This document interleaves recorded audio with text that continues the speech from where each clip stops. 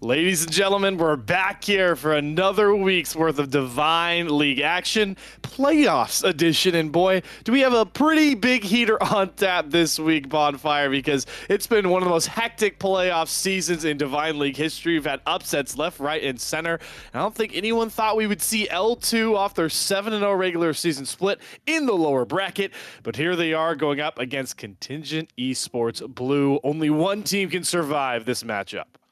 Yeah, CEB kind of limped their way into playoffs, but they've made a name for themselves as the 8 seed. They're still in it, and they are going against the regular season champions of their division, L2. But this is a really good L2 squad. I think CEB is going to have to reach deep into their bag of tricks if they're going to have to find another Risen Divine League upset here in these playoffs. It feels like it has been upset central. The question is, do we think there's an upset inbound? As I want to take a quick look at the caster predictions before we get into anything else, because realistically, we do not think there's an upset inbound. Stop me if you heard this one before. Slayer's going against the crowd.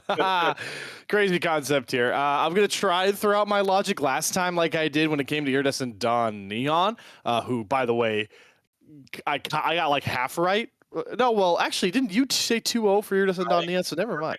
Predicted it, yeah. Yeah, so I mean, the same logic I'm going to use. It's kind of similar here. Is if where we've seen this squad get wins, especially in the bracket already, taking down LKG in the first round of upper playoffs is nothing to scoff at. Certainly 2-0 them now. LKG did end up losing. They only won one whole game in the playoffs and are now out of the playoffs. But I have faith that CEB here has a bit more in the chamber than a 2-0, and I'm also quite literally just trying to will myself back into a near unattainable goal of winning the caster prediction. So there are your caster predictions, as always, and we should be getting set here to get underway with the match soon, get into the draft. But Bonfire, how are you feeling about the playoffs so far? Because I kind of want to get your just overarching take on what has been just pure chaos from what we thought it would be. Yeah, it's been pandemonium in the playoffs so far. Seeing the losers round one is wild. You've got LKG versus PSE. That's 1-5, and then the 2-3. Both seeds, one of them had to get knocked out. L2 ended up winning that one in 2-0 convincing fashion. Now they go against CEB. I think that with all of the insanity and craziness and upsets and whatever, I do think that this L2 squad has stabilized, especially when you look at their win over Primal Instinct Black. They got it in pretty easy fashion. I think that they've stabilized, and I think they are going to be a threat to make it out of losers and threaten for the whole thing. But I would not count out Team Death Knights, TDKV. Just a very, Mm. very strong team, always whenever they're in the league. I think IDN's finding their form as well. I just think a lot of these squads are finding their form, and I don't think it shows that the Risen Divine League is poor, but rather that it's really strong and that any team can find their form and make a run for it all. Yeah, I think you said it pretty darn well there, Bonfire. And just to make sure I'm just gonna make sure to give out updates to the rest of the playoffs. Right, you heard Bonfire talk about some of those teams. Iridescent Dawn Neon have been the stars of the playoffs, and just overall the Divine League streams these last couple of weeks as their heroic journey continues into the semifinals. They're matched up against Team Death Knight Void squad. Team Death Knights have been a part of Divine League seasons for a couple in a row now, so I don't know exactly for sure if that matchup is going live now, but what is going live now is the draft for our L2 versus CEB game here, Bonfire. Very interested to see where these two teams sit. I know L2 talked with Simi a while ago, touched in with him again. He loves to talk about the fact that the Blade brothers, Yasuo and Yone, have been a big priority when it comes to their compositions usually, and Simi in that support role likes to go for those engaged supports. Makes sense alongside the Yasuo. So that was at the start of the season, and it feels like years ago, but maybe we'll see that come through in the draft for game number one in the series as a whole. Yeah, if we're talking about less about pocket picks and more about meta, Kaisa was kind of the domineering factor of the meta for the last month and a half or so, but she has started to see some competition in the AD carry role. I think you see the Zaya Rakan prioritized quite a lot, and I think a lot of AD carries are starting to be at that Kai'Sa level. She still is, I think, an S tier AD carry, but before it felt like if you didn't at first pick Kai'Sa, you were trolling, and you're just giving it over, or you had to ban it.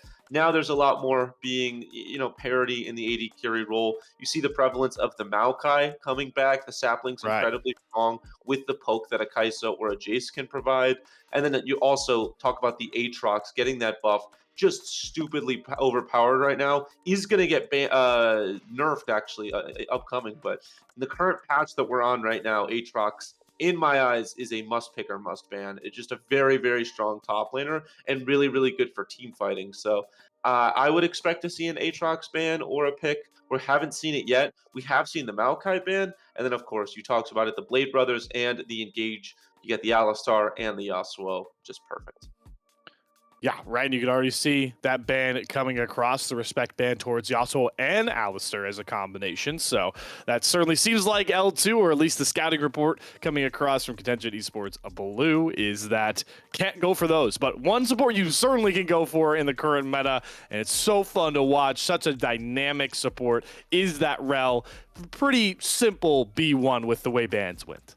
Yeah, it could be a Rel jungle. We have seen the jungle Rel come out every now and again, but I do expect it to be that support Rel just because that's, I think, where it is the strongest. Rel did get nerfed recently, a couple patches ago, but didn't really hurt her too heavily. Still a very, very strong engage support, maybe one of the best at the moment.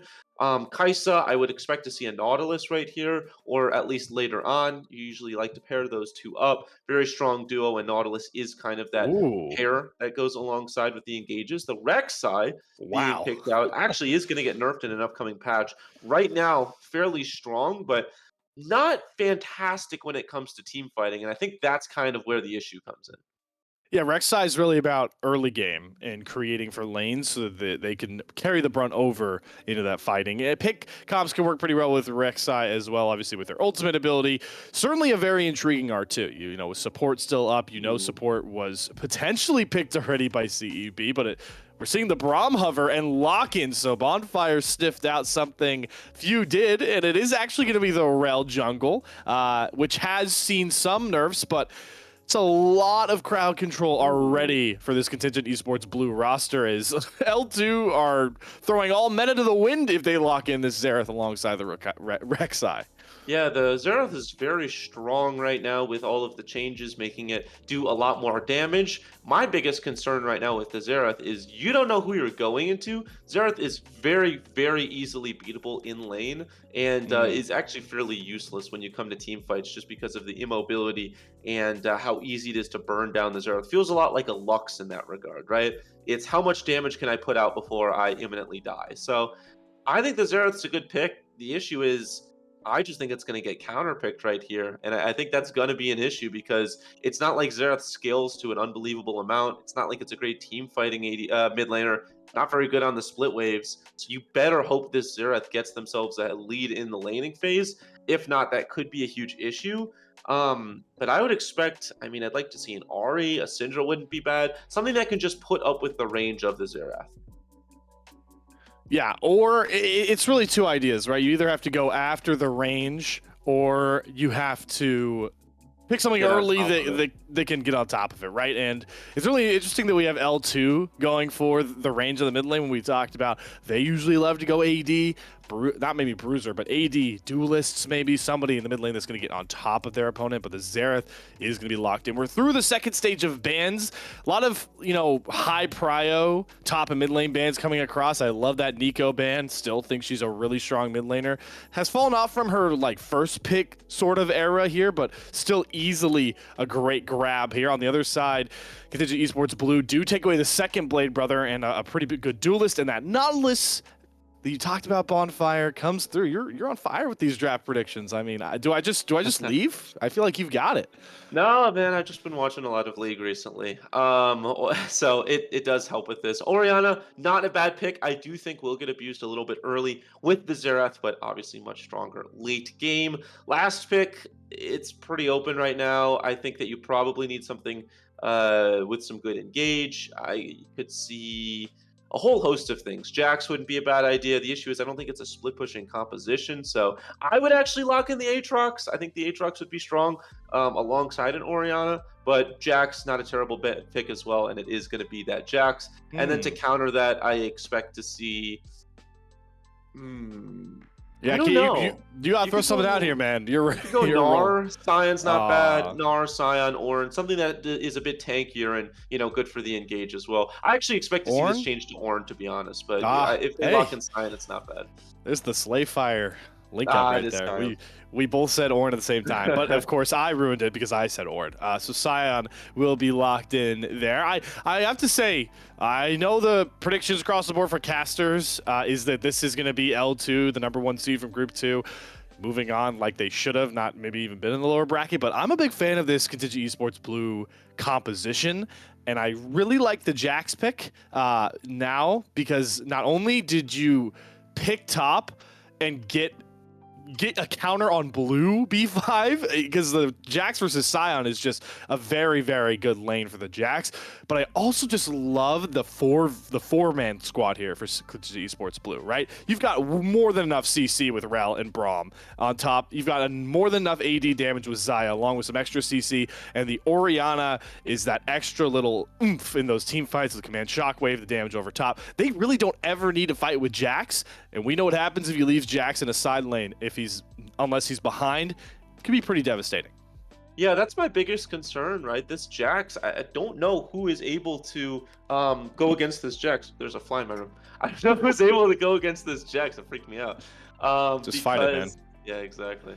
Your own Scion, side lane battle. You have your own side lane battle. What's going on over here with his the fly? fly is Jax, and I am the Scion and the Xerath. I just can't hit this damn thing. Like I don't understand what they're supposed to do against this Jax. That's going to be a huge issue, assuming they're not able to shut it down. And then you talked about it, right? 4v5s, they're fairly good at disengaging. You've got the Oriana to slow. You've got good. Yeah, not good, not great, good, not great disengage, but as a whole, you're not too bad. And then the Rel Oriana is just an unbelievable duo when you've got the ultimate stacked on top of each other. That's just consistent damage onto many, many members. So I think that I really like the CEB, picks and bans. I'm very concerned about this Rek'Sai Xerath. I think that's kind of where my biggest concerns lay. Scion, Kai'Sa, Nautilus all make sense. I see where that's all coming from. I think that can all be good. But yeah, I think this Xerath and this Rek'Sai are going to be giga useless later on if they don't get the tools earlier. So keep an eye on this early to mid game from L2. I think that's where they're going to shine the most with the champions that they've picked up. But if they're even or even behind at the 20-minute mark, this is a CEB win through and through. Wow, yeah. So certainly big stack up for this game #1. This is our final week of best of 3 action, by the way, ladies and gentlemen. After this, we're moving on to BO5s. Next, I apologize earlier. I did say we could see the Death Knights Void Squad versus Iridescent on Neon. No, they don't get to play this week. They've done too much winning. They're on a best of 5s already. That will take place next week. So one of these squads is hoping to fight for that other lower bracket spot here. And we're getting through the league side draft, the client side draft. Going to look at some of those summoners, some of those rune choices. But I have to say, L2, the Quebecian French-backed squad, they've always stuck by the fact that they don't play towards meta. They play their own style. I guess we're deeming it the L2 style, the Quebecian style of League of Legends, if you want. And they've certainly held true to that, at least Bonfire, even if we feel it might lead to a game loss if certain things play out. Yeah, I mean, I think that I understand where they're coming from. They definitely have an identity for the most part with this squad. I think the real, sore thumb out here is that Xerath. But as a whole, it's get on top of you, it's CCU, and let the Kai'Sa just rain damage upon you. And I think they're placing so much trust in that AD carry, and they're hoping that that is where the majority of their damage is going to come across. Again, I do think the Xerath is kind of a sore thumb right there. LeBlanc feels like it would absolutely hammer home in this composition. I don't mind an Ari. I don't mind a lot of I other really different. don't mind an Ari. There's just so many other mid laners that I think gel much better in this, and the Xerath feels like it just feels forced a little bit. But I also do think there's a world where Xerath's just able to get all of their damage out and not get pressured, and that's kind of what they're hoping for. I do think, as crazy as this sounds, the Xerath's biggest op in this game is going to be the Jax, right? Because Jax can kind of just ignore all of the front line, the Rek'Sai, the Scion, Nautilus to an extent, and just hop on the Xerath. And unlike Kaisa, Xerath has nowhere to go. And so I do think this is kind of I think this is a very difficult game for the Xerath to play. But if they're able to play well, and you talked about it, if they play this style before, the off meta, then I do think that they have a strong chance in the early and mid game because they should just roll over their opponent. I expect two dragons and a Rift Herald going over to them, hopefully, assuming they play the map right. Well, But we'll see. yeah. We'll have to take. We're taking a look right now at the runes, though. Some interesting ones we see now on Mevter there. The Kaisa going lethal tempo. Kaisa's been pulling away from that Hail of Blades full AP composition and has been moving more towards that full AD kind of Kraken Slayer build. I've seen a lot more Kaisas play for that. They're fully done playing for early game. They're fine just scaling up. Lethal tempo is a mark of that. Obviously, you're running lethal tempo alongside that Xayah. Interesting to see that Xerath is running that Arcane Comet. A lot of them do first strike. He still has the range advantage against Orianna, but wants the early damage in lane instead of the early gold to get those item power spikes quicker. And you're finally getting to see some of those supports picks. Pretty standard, right? I mean, what else does Braum run? There's no reason to run Augment and Nautilus extra CC on those hooks. Why not?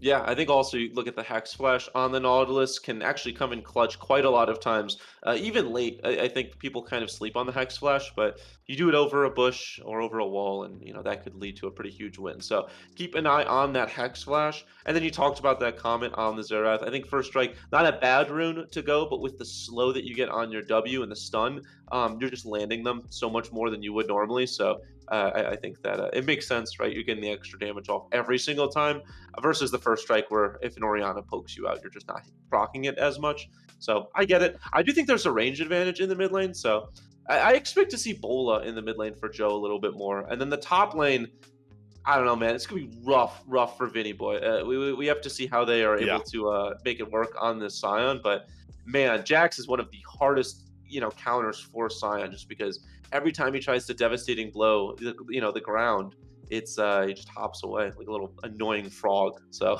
it's gonna be not fun for Vinny Boy. Yeah, it shouldn't be. That's going to be the matchup to really watch. Obviously, that's what you want to do on Scion is you're fine sacking lane.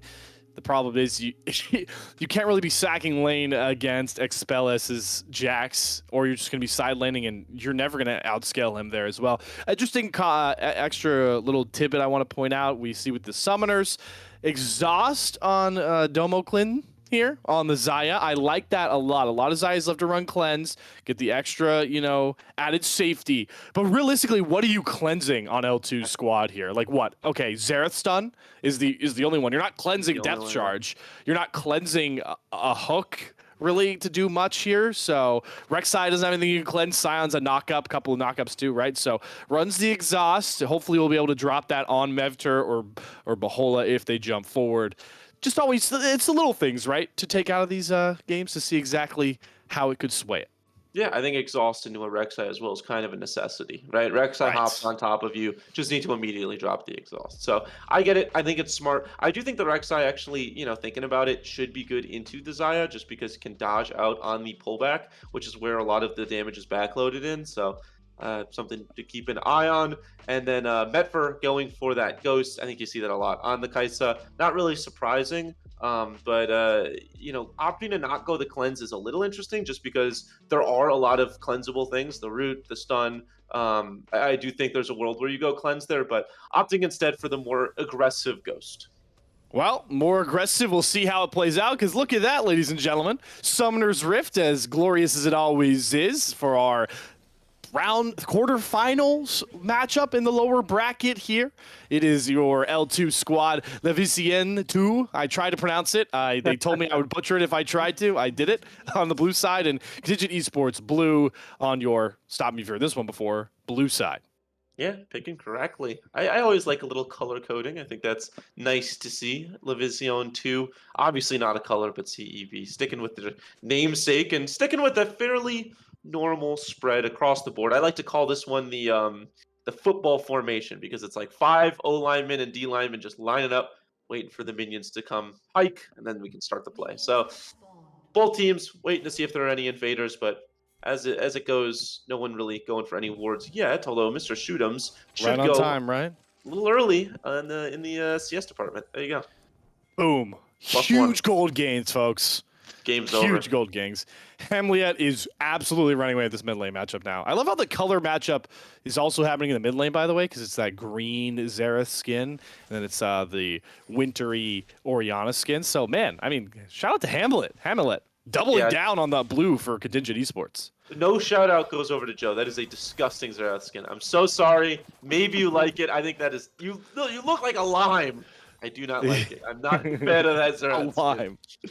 A lime. I was thinking like wasabi. He looks like he says wasabi in his veins. Yeah, As maybe.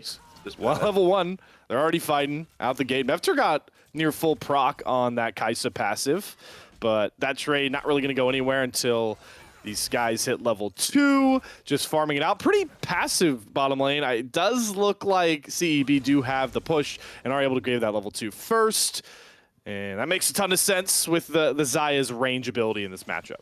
Yeah, L2 just kind of has to tank the lane, as there's the comet damage that I was talking about earlier. L2 just kind of have to sack the lane.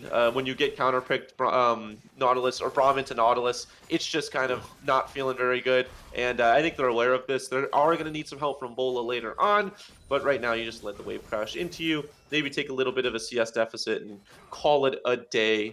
I think later game, obviously you're going to see this Nautilus be a huge issue, but that's kind of the way that it's going across the board with professional leagues is somebody goes Nautilus for the engage and for the strength of the champion, and the immediate response is, of course, almost always that problem. Might not be running the rune. Hamlet is here, but has to show off his fleeting footwork in any matchup against Xerath so far. We'll see how well he can dodge out on those QW combinations, because Joe is not going to be able to find stuns very easily. Does land that Q. Both these jugglers pathing pretty similarly. I kind of expected Bahola to get out and set up for a gank a little bit earlier now, because on the Rek'Sai, we talked about it, right? You need to create early because a lot of your skill usage falls off once those 4v4, 4v5, 5v5s come around. Yeah, you expect to see that. I will say Expellus losing this pretty handily. Just kind of going directly into Vinny Boy's grass procs. And Vinny Boy's going to take that every single time. I like this as well, not going for the full charge up of the Q, just going for the damage instead, kind of recognizing that it's just not going to happen, that I'm going to land the knockup. And so instead of going for that and, missing half of them, instead just going for the damage on the Q, the grass proc, and I think it's working out pretty well so far. Pretty good start from the Scion. We saw a bit of a cheater recall in the bot side with that push, and it does mean that Domosolin is able to get. Actually, they didn't rush call, did they? No. That only 8 over 24 CS only has 8 of it on the Cole right now. That Okay, was a so back they for just the bought Cole. So Domoclin is recognizing that, hey, we're gonna just play for the farm here. Good dodge there from Expellus. Gets the stun across. Immediate flash from McShoot'ems. They have Vinny Boy stunned up here, but look at the damage he's able to get onto Expellus. It's just an auto attack fight, but it was enough with the stun. The Jax has first blood to run away with top lane. Yeah, very, very good job from McShoot'ems right there, recognizing that the sign was just a little bit over pushed, and all of the credit that I'd given over to Vinny Boy about just getting the Qs off and playing smart in that regard overextends just a little bit right there. I think got too high on their own supply a little bit of the poke and did not recognize that there was a possible invade as Hamlet passed that flash. Beautifully timed flash from Hamlet there, because if you wait another millisecond there, the knockup comes across, and it could have been certain death there, so you just end up trading flash for flash, and in a matchup against the Xerath, flash isn't the most important summoner in lane. Yeah, I don't think you're going to need that flash too often. Needs to be able to ensure that they have vision down for this Rek'Sai, but really good flash right there, recognizing that the summoner not worth your life. So very fantastic flash. As right now this gold lead, it's just about under 1,000. Both teams Pretty good. kind of looking to scale up, it feels. Yeah, that first blood is doing wonders here. Some farm advantages. There's not even really a major farm advantage for Contingent Esports Blue, as Expellus is looking to push his luck here. Grandmaster at Arms popped, has that third auto proc. Pops the ultimate for just extra armor and such, but still doesn't have that damage, especially against a Scion who's building full tank. And does bring McShootham's up here, but seems to just be hovering as we're starting to get an idea of how CEB want to play this early game and which lanes they're prioritizing. Yeah, they're going for the Jacks, which I think makes sense. But Vinny Boy, as long as they don't die again, feeling fine, feeling very fine. That's the ultimate out of the Jacks. That's not it's not an inexcusable cooldown. It's definitely something to keep an eye on. And Vinny Boy gonna be stronger. There's another grass proc, getting all of these minions. There's a tower shot. I mean, this is pretty picturesque Scion gameplay right here. Not really any concerns. And look, it's not fun. It's not interesting, but you know how they say defense wins championships? Tank tops wins games. You know what? I love that. That's probably one of my favorite Bonfire analogies is defense wins championships, tank tops win games. Because it's so true, right? Oh, command shockwave. Hamlet forces Joe's flash. McShootham's is here with the speed up. Stun throw over the head of the horse. And Hamlet has a solo, a solo kill. A kill courtesy of McShootham's. Yeah, this is a beautifully played rel game for McShootham's. Bola has ganked once. It has not worked. It got a flash. McShootham's has ganked twice and has even in CS, and both of them were successful. So McShootham's currently getting the better of this Rek'Sai, and it just really doesn't feel like there's an angle for this Rek'Sai to go in. All of the waves are, or all of his lanes are over pushed.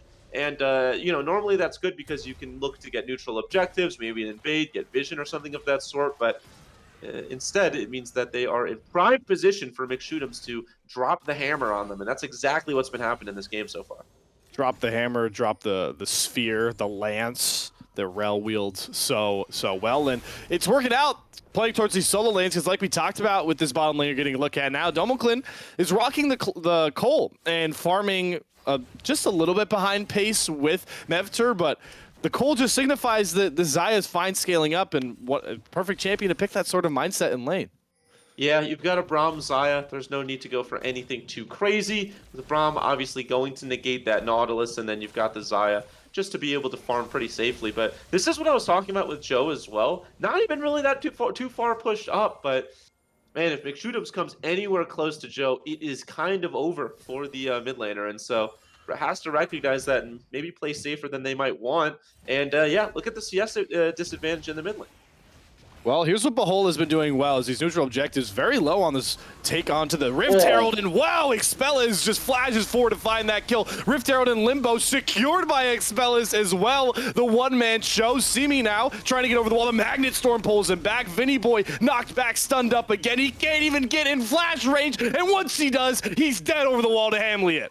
Holy moly, CEB playing this one out perfectly, and also death by 1,000 cuts. They don't roam their bot lane up at all. There's no concerns for that, and so they're going to get so much in the bot lane. I mean, this is pretty game breaking right now as the gold lead absolutely balloons for CEB. Every single member on the team getting paid right now, and this is a disaster for L2. Yeah, and Bahol is trying to get something back here. There, gets the tunnel over. Good knock up. Domoclin has to immediately Featherstorm exhaust on Bahola. Has Void Rush available if needs it. Flashes away from the Feather pullback. Finally goes for the Void Rush, jumps on top, and he finds the kill. And another with Rite of the Arcane over top. 2 kills desperately needed for L2. Yeah, that was so important. Domoclin and Aethel just take too much of a bite. Take too big of a bite of the apple right there. No need to be that far pushed up. They recognized that everyone had just died and respawned, and they should have pushed back, but got a little bit too greedy, and it's going to cost them their lives. But as a whole, still CEB on top. You look at the gold graph on the left side of your screen. Hamlet feeling really good right now on this Orianna 3-0, and I'll tell you what, it does not get easier, as that's the stun down for Joe. Ooh, Flash, Pheromancy, Command Shockwave. It's too easy to lock down a rampaging kill for Hamlet. Yeah, how useless is Xerath, by the way? I mean, it's just brutal. It's not even Joe's fault. You know, was playing fairly passively right there, throws out 1E to get a minion, and instantly that just means that you are dead. McShootham's able to get on top of you. Absolutely no movement on that champion, and not able to farm that well either. And now Vinny Boy's getting absolutely carved up.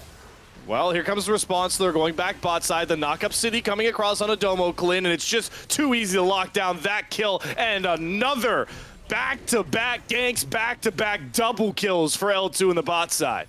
L2 able to get 2 right there as well, like you talked about. And these are important kills that they're getting. They're necessary kills. Helps make sure that the game does not snowball too far in any direction, but their eyes need to be on this mid lane right now. They must be sweating thinking about this robot. 4-0 and 0. This is a fairly huge Orianna, and like I said earlier, does not get easier. Just throw your ball on top of McShoot'ems and let Rel do the work. He's a Metal Mancer. A little bit more metal won't hurt anybody.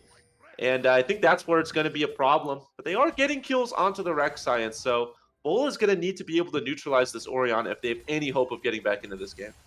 Mevter also went for lethal tempo, still going the static shiv route, so maybe just recognize that lane wouldn't be kill happy until the junglers showed up. I'll get some other mythics coming online as Bahola does target that next Drake, that Cloud Drake. And hey, L2, they're doing something right in this side of the river. They're going to pick up that stack, so 2 in a row now, and seems like that's going to be the win con when now the gold lead is against them. Yeah, I will say it's good that they got it, but I'm fairly sure that CEB recognized how many members they brought over there. Yeah, they see Vinny Boy right now, and look at the top side. Expellis, McShoot'ems, just feasting right now, getting jungle camps, able to get another push in onto top.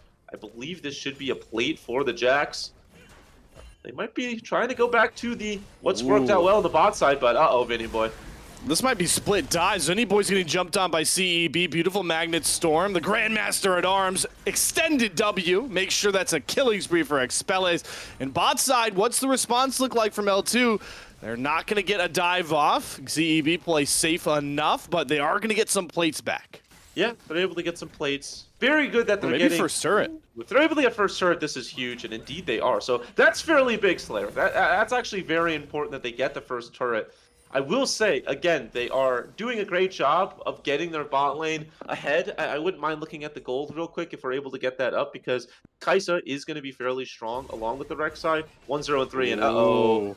Oh, all right. No stun coming across. McShoot'ems does go to the Magnet So Storm. Simi with the depth charge will create enough space for Joe to flash back. Big stuns, big Qs. Hello. Here comes Rai the Arcane. Shut down in the hands of Simi. Now McShoot'ems is caught out here, but not enough overall damage. Jumps back forward with Expellis TPing in. Big double stun. They can't find the kill on the Simi, though. Expellis can't lock it down. Forward to the Killer Instinct. Mevter, huge shutdown. Bahala runs down. The Rel is on top of that. Aethel falls on the back end. L2 clap back.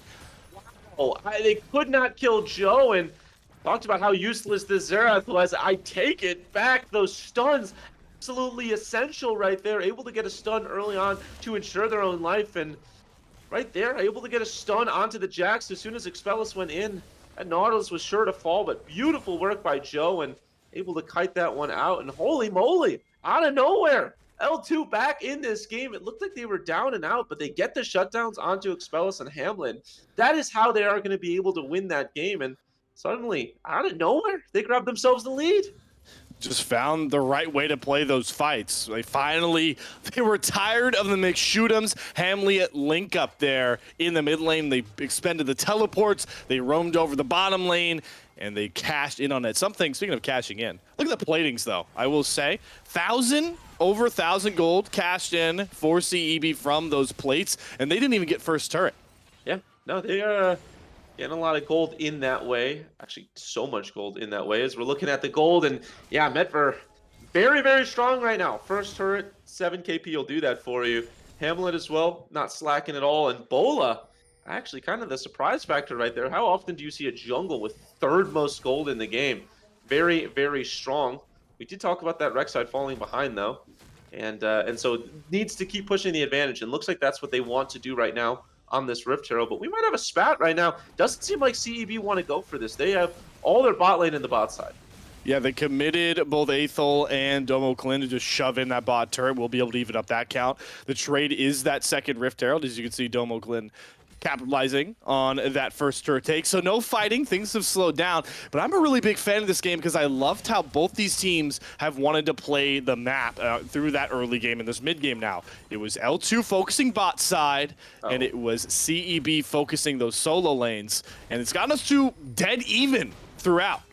Yeah. Well, maybe not dead even, actually. Oh. Oh my god, that damage. Yeah, so that's my biggest concern, right? It's obvious that L2 can team fight. I think they've got a squad that's where their strength is going to be. But if that does not tell you their biggest concern right now, it is the Expellus train that is going to run over their side lanes. Hamlet also very strong. I talked about him and McShootums being an incredibly strong duo. But yeah, when you have to go against Expellus in the side lane, this Jax just eating up their entire waves and base and anything in that regard. I think that's where they're going to find troubles. Right now, they do lose the gold lead by about 100, so nothing too crazy. But they're going to have to force these dragons, and they've done a good job of getting the early dragons, so they could force them into team fights they might not want.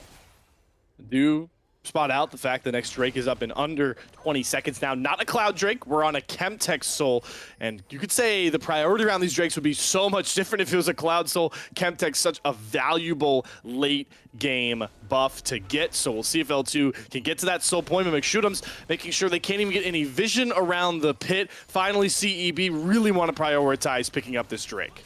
Yeah, they're going to lose mid lane for it.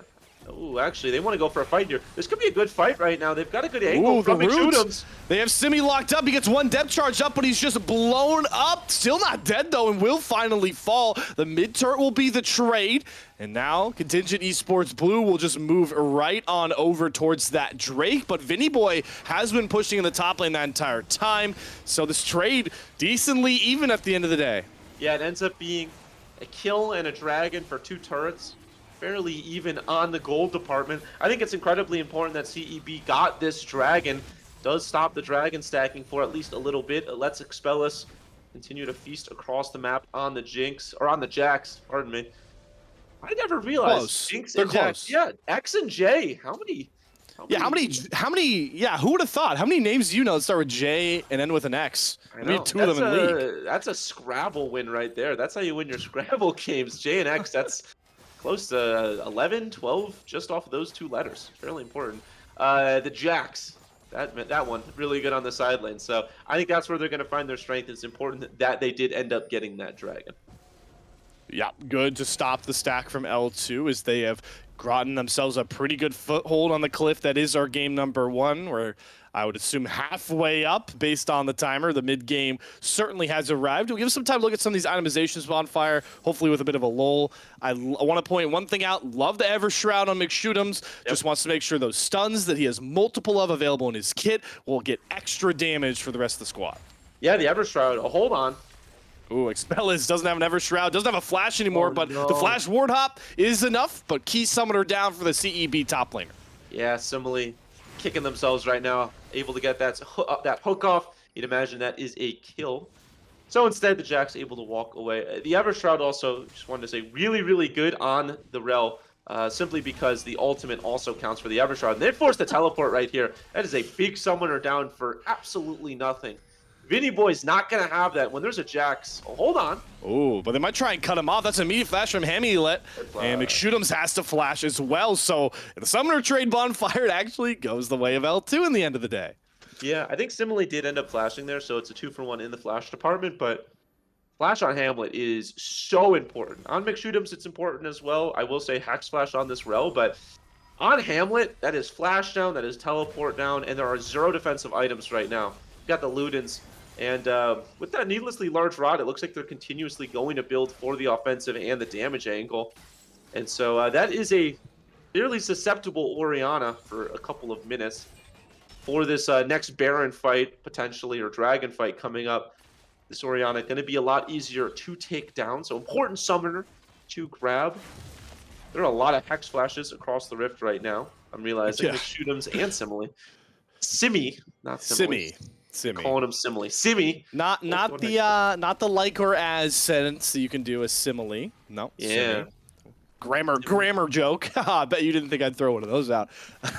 Yeah, that was. I don't think I've ever heard a grammar joke in a League of Legends game. I'm kind of impressed. Listen, man, we had to, you and I both know we had to take what was it called? Baby. I thought it was Yeah, 101. 10 something. 10 something. It was the worst class ever. We took a grammar course. No, Yeah, nobody passed. What was it yeah, like?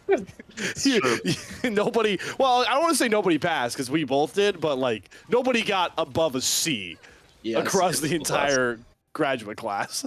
Very, very difficult class. It made me feel like I wasn't a native speaker. It made me feel like I didn't Yeah, understand yeah. English. If you It's want like, to be a caster, get your grammar good. That's it helps out quite a lot. I love how And you said grammar good. Grammar yeah, good. get grammar good. Get grammar good. Oh no. Oh no. We're Why use many words when simple words do trick? Mevter hit red buff. Bona also get red buff. Oh no. I was wondering when we devolve into this. I figured it'd be like at least a game and a half in, but hey, we're here already in a deadlock where we're talking about grammar. Man, you won't find this anywhere else, folks. I hate to tell you. Yeah, the caveman speak already coming out. Well, I won't say it in caveman terms. I'll say it in normal terms. This is a fairly important dragon coming up. You talked about this being a hack stack. To even the dragons or to give it up to Soul Point, that is the question. Both of these teams are going to be prioritizing this fairly heavily. You'd have to imagine. I will say, with the way that the vision is, it's favoring L2 right now. Good vision across the Yeah. board in both rivers. So if there is a Baron for dragons trade going off, they are going to recognize that. And they're doing a good job just getting across the map. It feels like they have a very good understanding of where their strengths lie and being able to come together. And man, just litter the vision with red. Yeah, I mean they had every corner of that bot side jungle spotted out before that pink ward went down. There's a couple tunnels as well available for Bahala to get around the map a little bit better. L2 are like, all right, you guys can stop us for the time being, but the Drake is our priority, and it really feels like that's where we're gearing up for the first big 5v5. Yeah, this could be a huge one right now. Aethel going to take some poke to start off. They're able to get the mid lane, so that's fairly important. They can get they got shoving as well, so this entire time L2 is just bleeding gold. Yeah, that's very true. Joe trying to get down some damage early. The benefit of the Xerath is you can poke out before fights. Not too much heavy damage going across.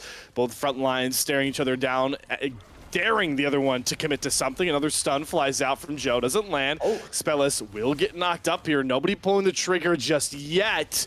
It seems like CEB are trying to focus over towards this mid lane. Bahala dodges out on the Ferromancy. That is a horseyed up McShoot'ems now for the time being, and the Drake is live, but man, both these teams, you can feel the pressure. They're not willing to commit just yet until Simi lands a hook on Aethel. Knockup comes across, but still nothing yet. They're just dancing around this. How much poke can CEB take? There's Rite of the Arcane coming out. Tons of damage over top onto Hamilet. Forward McShoot'ems, hook lands from Simi, nothing yet. McShoot'ems finally gets the Magnet Storm. Finny Boy's pulled in though, the tanky target, not the one you want to go for. Aethel way too low, has to pop the stopwatch. Simi able to flash out. Featherstorm for Democlin, big pull back. Bahala not able to find the kill just yet. In the backline, finally they find Expellis. Aethel still so low, nearly falls to Joe. The shield saves him from the Void Seeker, and everybody limps out just barely. Yeah, everybody's walking a little funny right now. Huge poke from the L2 side, and they want to keep it going. The poke definitely there for L2, but once that engage came across, it felt like CEB were right exactly where they wanted to be. It ends up being a 2-for-2, and it does look like with the tempo change and the low health bars, L2 is going to be the benefactors of this Soul Point Dragon. But I don't know if you were looking at the kill board, the scoreboard, whatever it is. They lost 2 turrets that entire time and about 3 waves of minions in the mid lane. So they lost all of their outers at this point.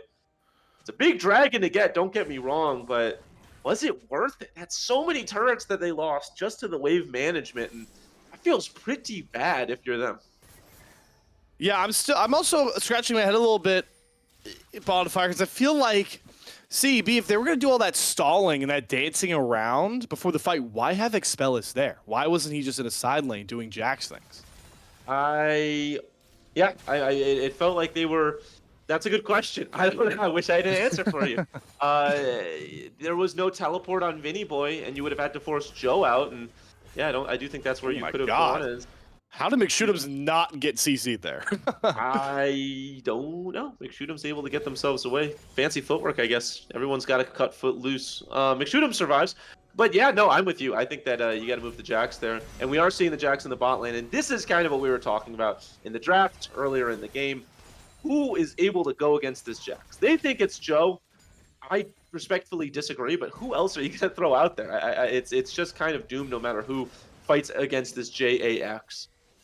Yeah, very true. A lot of defensive itemization here for Joe to keep himself safe. We didn't get to talk about it, but I love the crown pickup against a burst-heavy Rel Hamulet combo from Oriana. It will keep him safe against the Jax as well. I guess the ideology is that Joe could stay so far back and zone Jax off the turret that's the answer. It's also probably the fact that he can match a teleport coming across from Expellis. Yeah, we are seeing a fairly normal build from Mefter. You talked about how you have started to see sometimes the Kraken, but we are seeing something fairly normal as Vinny Boy, Drift King. Can't crack Vinny Boy if he hasn't stopped Onslaught, but look at this wrap coming out. Bahala and Simi are here. Immediate Magnastorm. Are they going to be able to keep Hamlet safe? He immediately has to go golden. Mevter, Killer Instincts in. Now we have Expellas showing up, but they've already killed off the main AP damage, and McShootums is down. Aethel can only cover his top laners behind. 2 kills for L2 with Baron on the Rift. It is a bounce party in the top lane Slayer. They're able to knock up the robot so many times that the damage isn't able to come across, and Baron might be on the cards right now. It does not look like CEB have a response. A 0, 2, and 10 Xerath still doing damage, and they're able to get the Baron as well. So that is very, very important for L2. They were going fairly even in dragons and kills and turrets before, but that might swing the game back into their favor. They get the gold lead, 600 gold, and they're gonna try to balloon it forward. Only 1 outer, actually 0 outers available across the map. Inners in the eyes of the Baron buff team. Yeah, it's a lot of open gold that they can take. I'd like to see if we can get a gold graph up. I want to see the difference here between Mevter and Domoclin, because Mevter has played a couple of fights just stupidly well by this point. Well, I guess only up with about 1,000 and change. I thought it potentially could be more, but that is the gold lead for L2 right now. It's in that 80 carry matchup. It's the reason why they're ahead. And Mevter has had some amazing killer instincts, 3-0-7 on that hybrid AP build like we talked about. Those Void Seekers really going to start hurting now that they're upgraded and have the backing of the Rage Blade and the Nashor's Tooth. Yeah, I'm going to continue to hammer hone my Xerath point, by the way, because looking at that, Joe has the least amount of gold of anybody that is not a support in the game. So, you know, Xerath, yay. Hey, he can shoot 6 death balls with his ultimate now. Yeah, it is with that change, obviously a little bit more of a scaling mid laner at this point, but look, I'm going to make my mark at this point. I'm going to say it. Not a huge fan of Xerath. Well, we've definitely gotten that down. We also have gotten a lot of 1v1s between these 2 top laners. Expellas now chasing Vinny Boy. Has Unstoppable Onslaught if he wants to use it. Will get stunned out with the Counter-Strike, and that's just too tanky of a Scion to mess with, Expellas.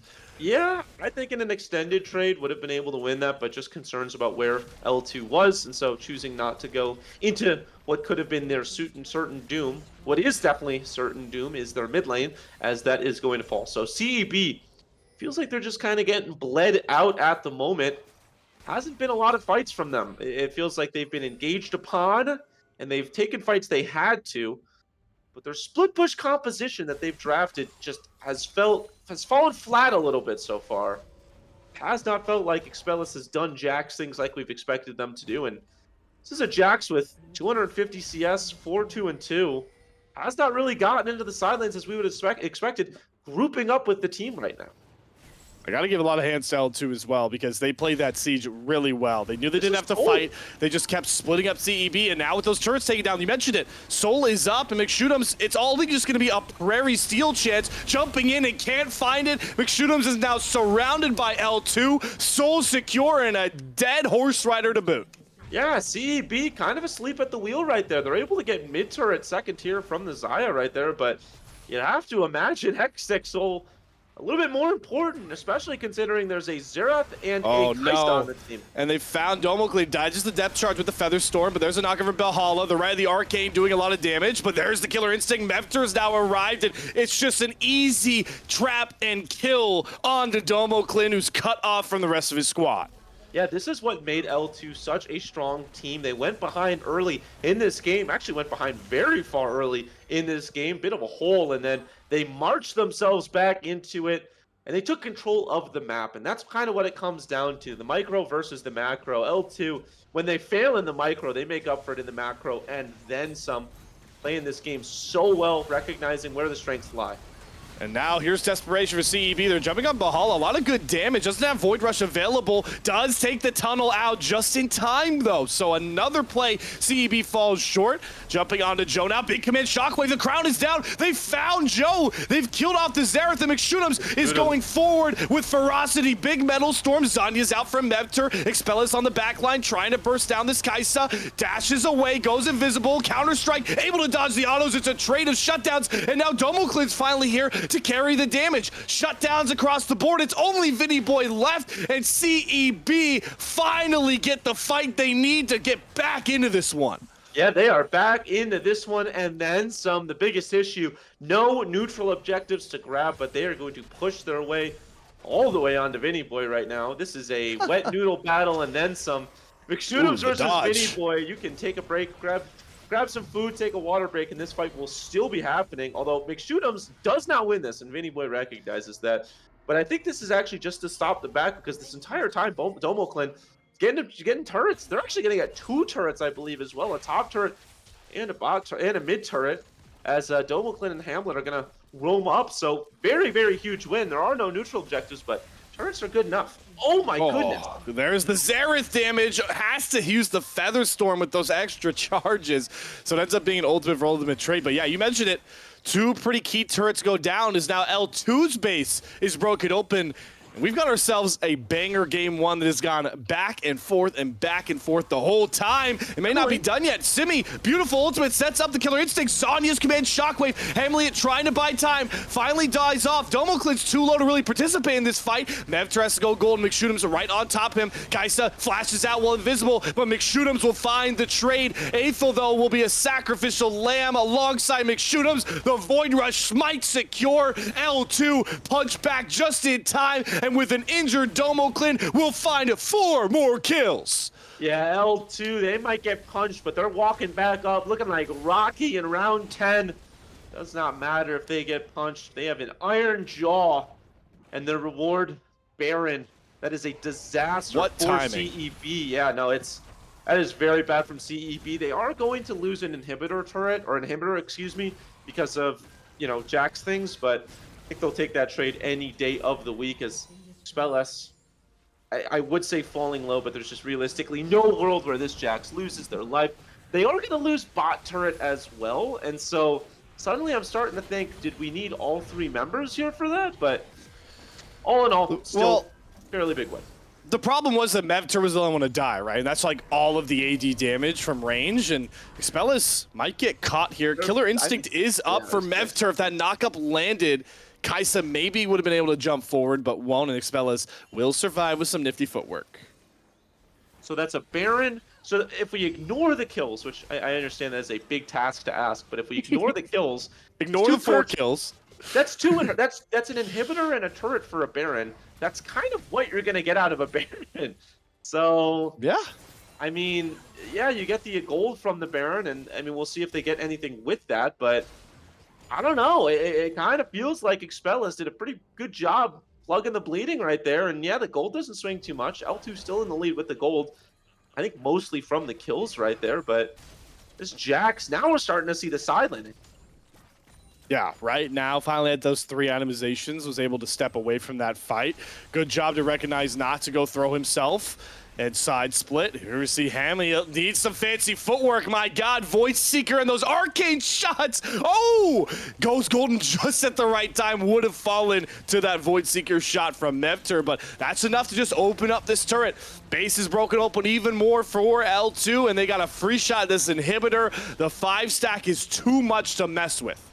Yeah, that's kind of where their strength has been all game. They're 5v5, incredibly strong. They might want to fight here, though. Ooh, there's the depth charge on the Hamlet.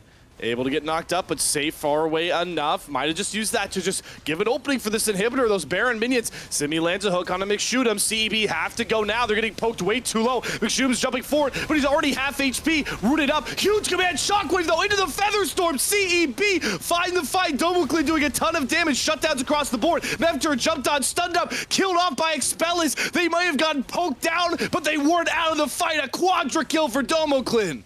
This could be the game right now, Slater. If they push in, they have an open inhib right now.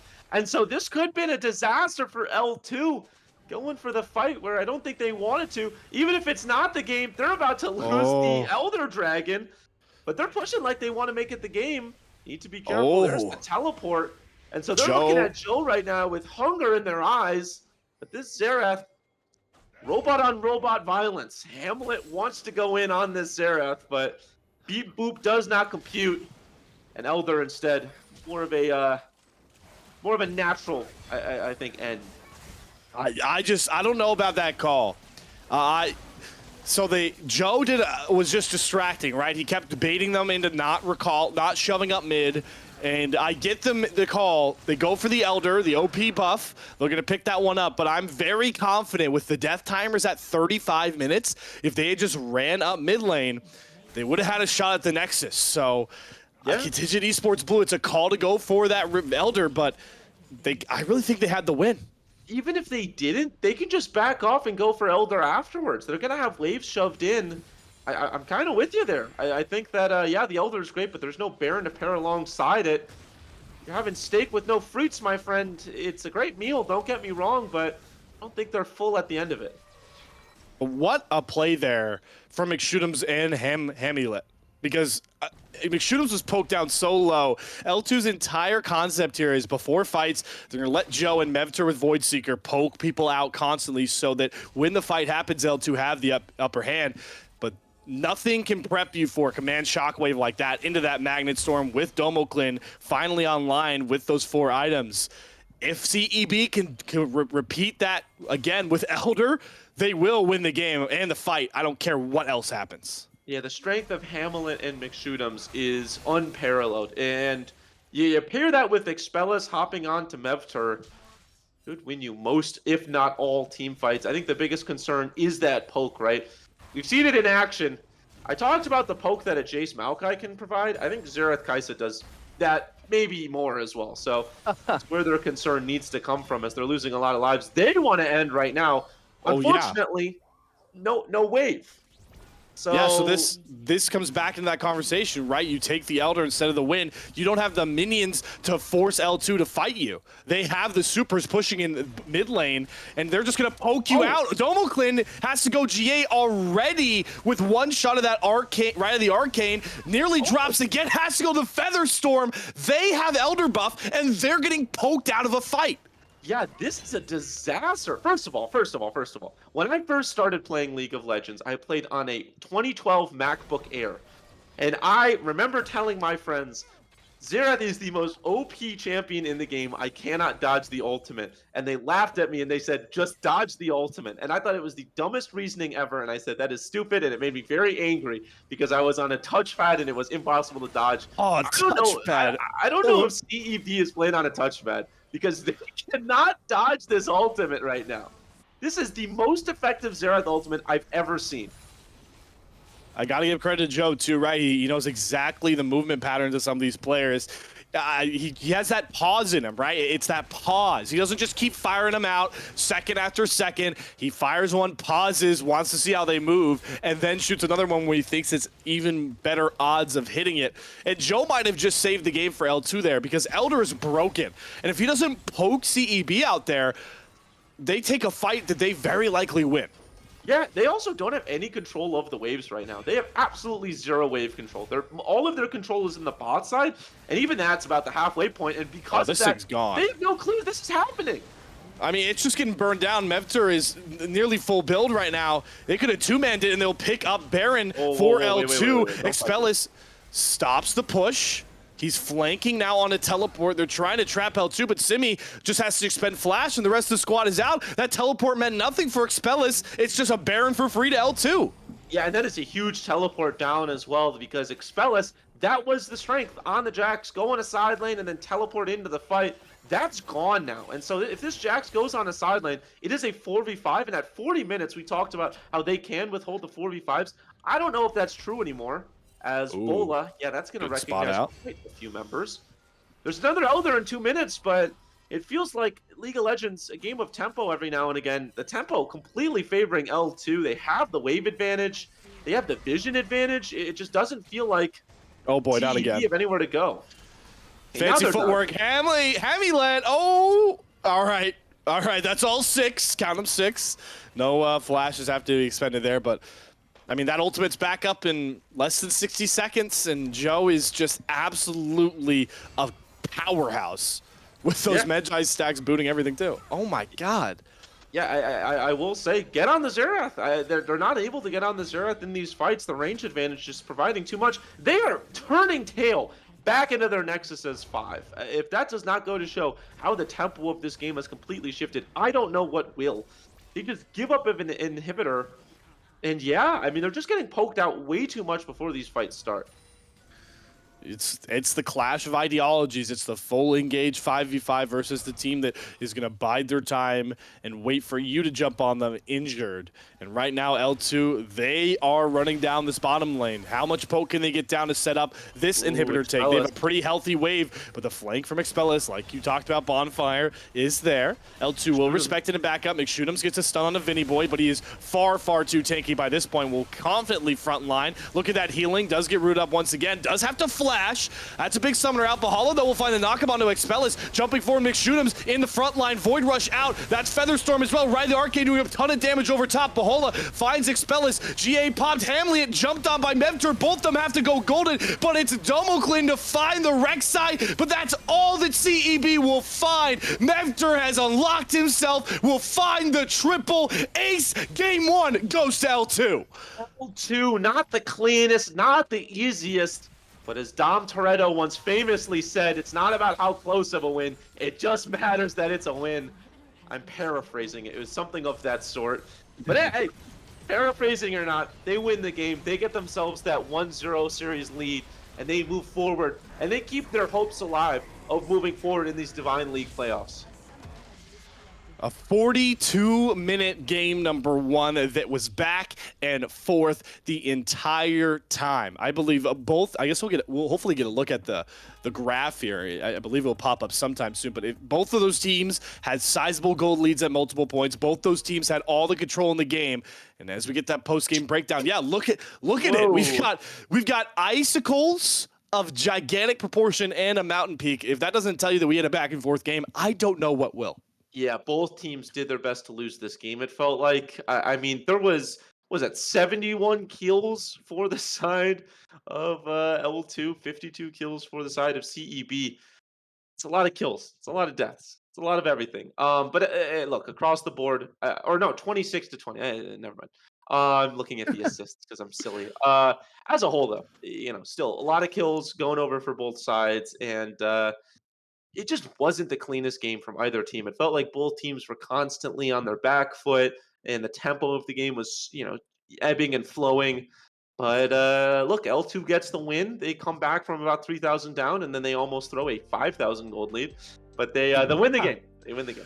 Yeah, that one point, it was like 30 minutes in, that giant icicle you saw was like a 4.5K lead. That was the one fight where McShootums and Hamlet finally connected on those shockwaves. Well, we could sit here and break down game 1 for a very, very long time, but it's all about the best of 3 series. One of these 2 teams, ladies and gentlemen, is done in the Divine League for summer 2023. Next game, we could figure out who. If CEB want to stay in, they'll have to find themselves a win. We're going to take a quick break. On the other side, game number 2 draft of our lower bracket quarterfinals bout.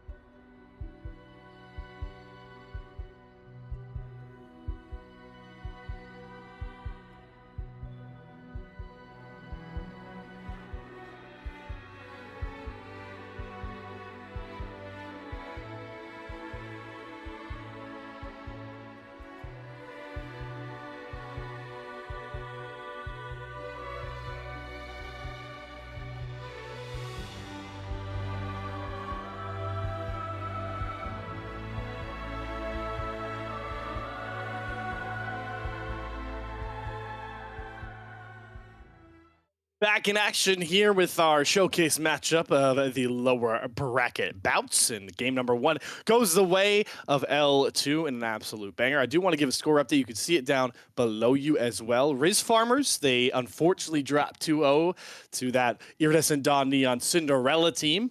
They have won game number 1 over PSE. So the winner of that matchup plays the winner of our matchup tonight, which is still undecided. But after game 1, in my mind, stays just about as undecided because that was too back and forth for me to tell. Yeah, I think that there was craziness across the board. I will say I take back my Xerath is useless point. Xerath might not be useless. A scaling, I guess it's just weird to think that Xerath is now a scaling mid laner. But that damage late game was definitely nothing to scoff about. So maybe Xerath is actually not useless. I will say Syndra just as strong, but I understand the strength that Xerath provides. I think actually the poke is fairly unmatched when it comes to any other agency of champions. So I get it. I get the Xerath pick. I don't think it's ban needed, but I understand why the Xerath pick was so strong. I think the biggest issue, as we look at the drafts, is you got to think about that Kai'Sa. Metver was just an absolute problem on the Kai'Sa. Mevter, I shouted out while we were live there, Bonfire. I mean, just the timing. Like when it comes to playing Kai'Sa, the most important thing is positioning because she's such close range in fights. But the second most important thing, entirety of Kai'Sa's kit in my mind, is timing on killer instincts. Because if you jump forward at the wrong time, you will just get stunned and blown up in a second. But Mevter picked such good windows, such good positions to ult to as well in so many of those fights. And yeah, we're gonna have to see if Domokling can, pull up his bootstraps and hopefully match up in that AD carry bout, because game 1, it didn't really seem close to me once we got to those fights. Yeah, it did feel like a lot of the agency of the Xayah just wasn't there. Domokling just constantly was in positions where had an opportunity to do a lot of damage and just was kind of left behind. So I'm curious to see if they put Domokling on something with a little bit more agency, a little bit more oomph in the tank. I think Tristana, something of that regard. But we'll have to see. Draft is still on the horizon. How both teams kind of make their way into winning this next game, and this is do or die for the squad of CEB. We've seen them take down the 1 seed in the winners. They've definitely done their part in terms of making a mark on the Divine League playoffs. The question is, can they finish it off? Yeah, they were the 4th seed in the second group. So they've not only already lost to L2 in the regular season, they know their opponent, but they were the last team let in from that second set of teams. So they're playing with house money is the terminology you like to throw around, and their house money is pretty close to running out here. They will have side selection. Bonfire, do you feel like they're going to go towards that blue side again, or do you think they'll try and get the red side to set up their solo lanes for better matchups, because it didn't look pretty in the first game? Well, you catch me mid yawn. I just started working night shifts, for those who don't know, so I'm just constantly tired. Yeah, you work night shifts at Freddy Fazbear's. I do, and I've survived the first night, but everyone keeps telling me to wait for the 5th. Just don't trust anyone named Afton, man. If you see Afton, run away. I will do my best. I do think that blue side is incredibly strong, and indeed they end up going for the blue side. Blue side, I think, is pretty much undefeated, in pro play, in pretty much all leagues. Obviously not undefeated, but it's got something like an 80+ win percentage rate, and that's just because the meta favors really, really strong, picks. Talk about the Jace, the Maokai, the Kai'Sa, champions of that regard. So I think you got to go for the blue side again. I just think you don't first pick. What did they first pick last time? Rel. It was the Rel. The Rel is strong. I think that you need something with a little bit more, not to requote myself, but you need something with more impact on the game, because the Rel was huge. Don't get me wrong, the Rel had a lot of great engages, but it just felt like the damage that they were able to get from the champions that they drafted just wasn't in tune with where the Rel wanted to be at. Yeah, the big thing for me, the damage was too close ranged, and I gotta give more praise to L2 with their draft, because picking the Xerath, picking the Kai'Sa worked really well to just distance themselves from Contingent Esports Blue, because the Rel and Braum have to be right up in their face. That's not a lot of damage. Jax has to be on priority targets in the back line, not getting stunned up to have impact. Xayah was the longest range champion in a way that they had available. That's just not going to cut it into a Xerath, into a Kai'Sa. So, something CEB have to adapt to, but also great recognition from L2 to sway their draft to play to that style, because that is, in my mind, what won them that game.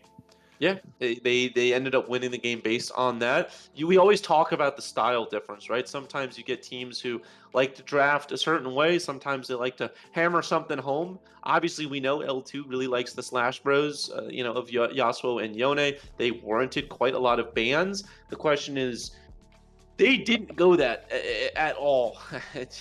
They went more The long opposite. range. Yeah, exactly. So where do their priorities lay as we get into this pretty essential game too? Yeah, I mean, we can't overstate it. CEB, this is their final lifeline. They are, like I am right now, back against the wall. There's nowhere, there's no Ooh. movement. You can't go either way. It's just forward. Don't. Yeah, That was good. that was okay. I'm trying to show off the new environment. If you've been watching Divine League all season long, you know that this is not my normal setup. Had to get a joke in there at some point. Yeah, it's a new setup. It looks good, man. I like the Jinx. Is that a signed Jinx thing, or was that you- No, that's just metal artwork. I shout out Comic Con. If you saw me at Comic Con, hi. Nobody saw me at Comic Con that's here, but yeah. So that's Jinx. This is Mandalorian and Luke Skywalker, or what? yeah. It's Whoa! Luke. It's Luke holding. You can't see because of the screen flare. the But heck? okay. So the draft actually was going on. All right. Enough about my setup.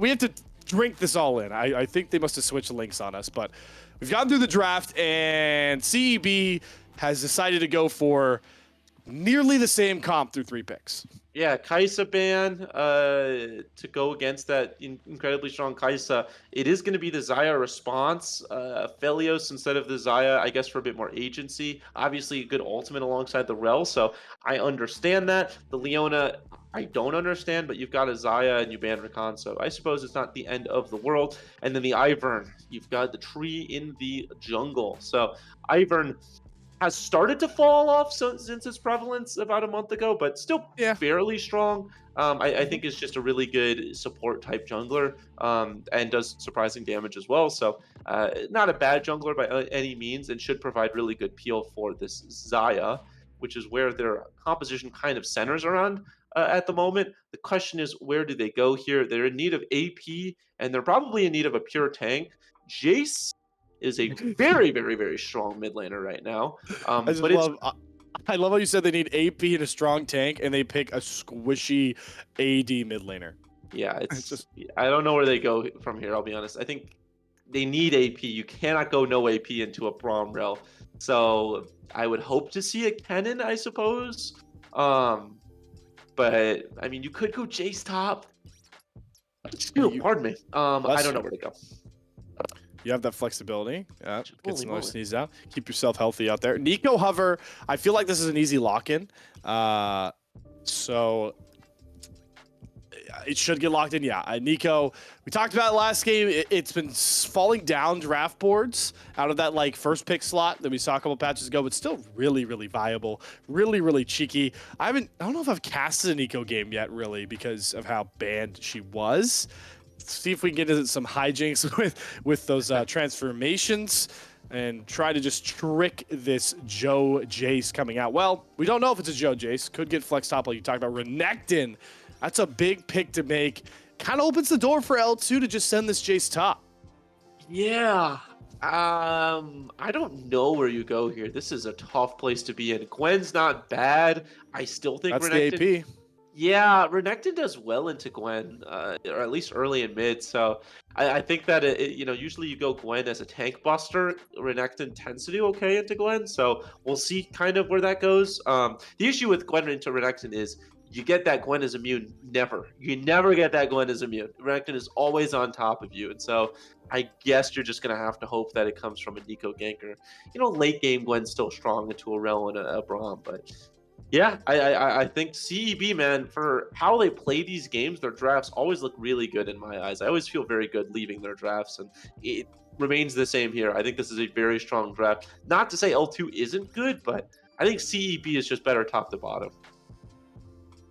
See, I have problems with CEB's draft because it's the same issue I had last time. It's the exact same as we swap on over to. Oh, I actually back at the caster's desk. Did I leave? I think I left something around. No, I didn't. That's why we're here. We're checking if I left something. But my problem with the draft, I'm bonfire. so confused. I don't know, man. Okay. I really thought we'd be on the client side draft, and we're at the caster desk, so I tried to pivot. Listen, all right, we're getting creative out here. We don't have our analyst desk to cover us. I We're on know, air double duty. even longer. But it's the same draft, man. It's the same range issues. Nico isn't any longer range than Orianna is, arguably shorter. Because the ball, you could drop the ball on an ally and throw it forward, but Nico is just everything is in front of her kit. Renekton, same sort of concept as Jax, a bit of a better team fighter, yes, but still it's range jumping into the entirety of the team to do anything. And Aphelios, I guess, is a little bit longer ranged depending on which color gun he's wielding than a Xayah.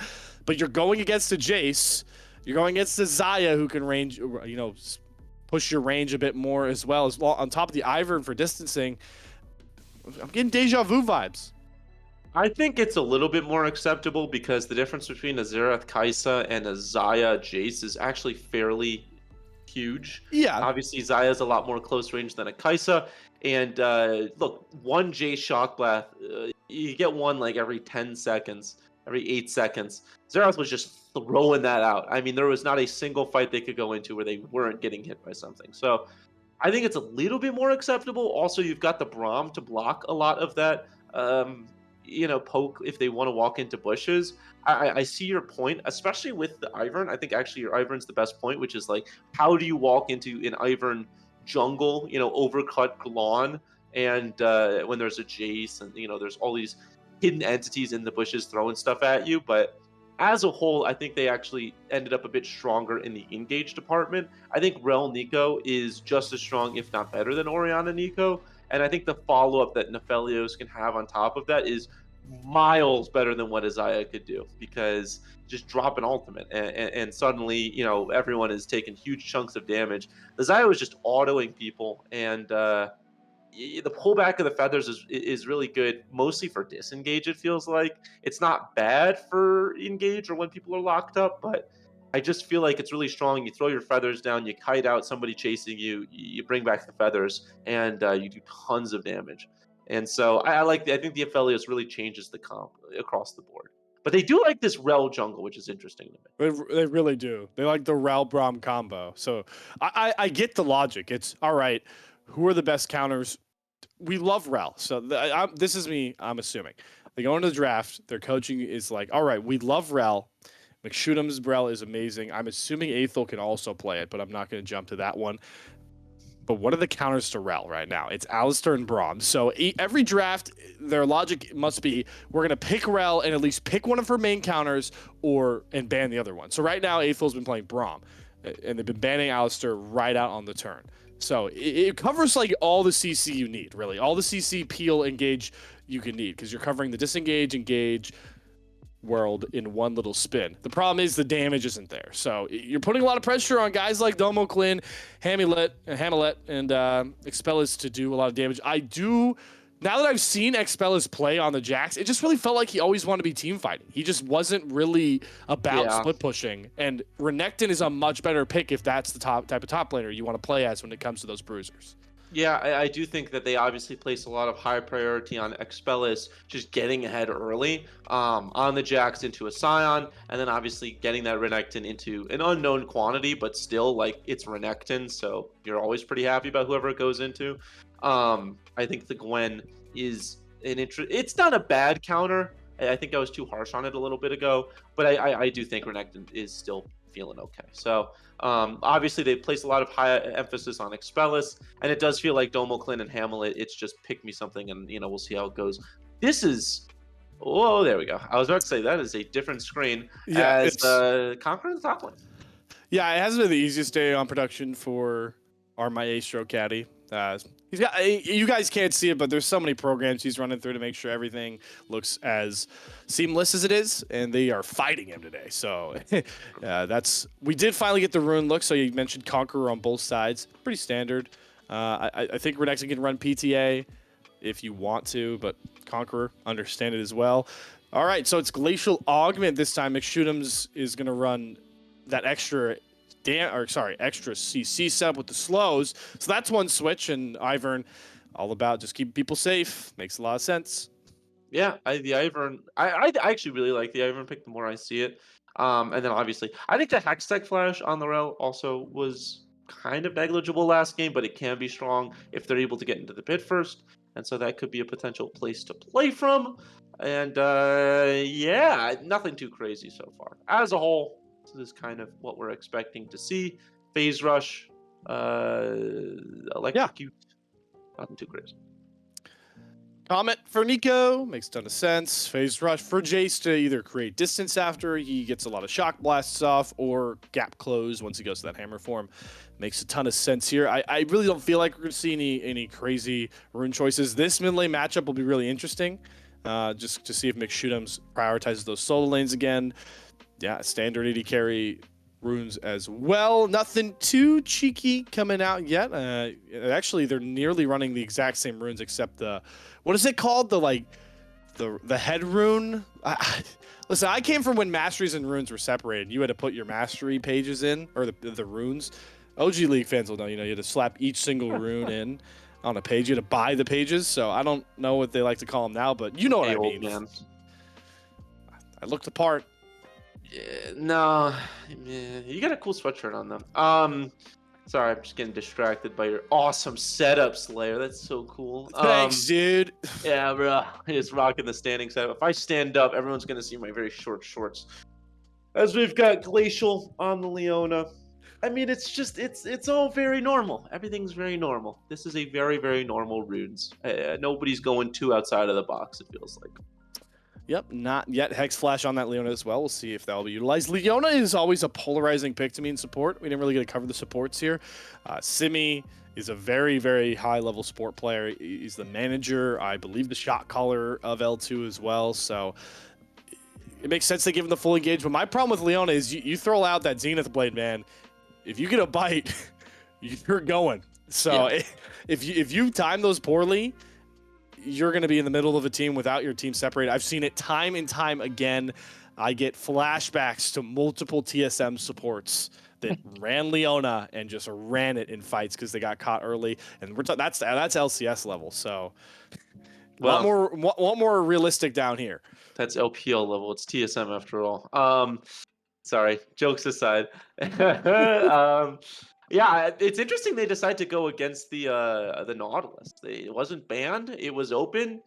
Felt like it was pretty good last game, and instead they are doing a slight pivot to the Leona instead. So they see something that they like with the Leona over the Nautilus. I think it's probably to engage through minions. I guess as a whole they do basically the same thing, but it's definitely interesting.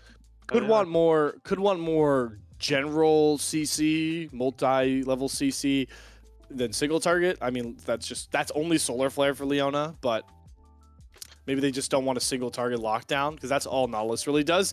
Sounds like we are getting set to figure out. We are ready, so let's jump right back on to Summoner's Rift here to see if we got an even series or if we're done and CEB is done with their season.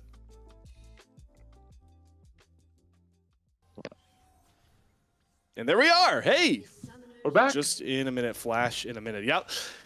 So we'll see. It looks like a fan start for both these teams. Bonfire and goals on both sides for both AD carries. We had a kind of a resident sleeper bottom lane last time, and until about like 10 minutes in, we're on track for another one. Yeah, it doesn't look like anyone wants to do anything crazy, but whoa, caster curse. Joe takes some damage, has to back, and Hamlet is gonna stop that. You'd imagine. Cancel. Yeah. Oh wow. Get that off. So the mind games cancel. Yeah. McShoot'ems, Expellus, Hamlet, Ola, M7 on Ivern. How often have you seen that? Do you think it's a requirement when you play Ivern you have to be playing either like nature soundtracks or like just lo-fi? It's just I feel, David Attenborough. You just have to have David Attenborough commentating over you. The and Ivan moves to his wolves. the Ivan moving towards a blue start. We'll see if he paths up to wolves. That's what we need, man. I remember when Call of Duty used to have like celebrity broadcasters. I remember Snoop Dogg did it once. We need that for League of Legends. We need like David Attenborough casting over an Ivan voice lines or something of that sort. Be very, very funny. I Riot, would I work on commission. I work on. I would love to see what golf broadcasters would sound like casting over a league. Never Look, will man, happen.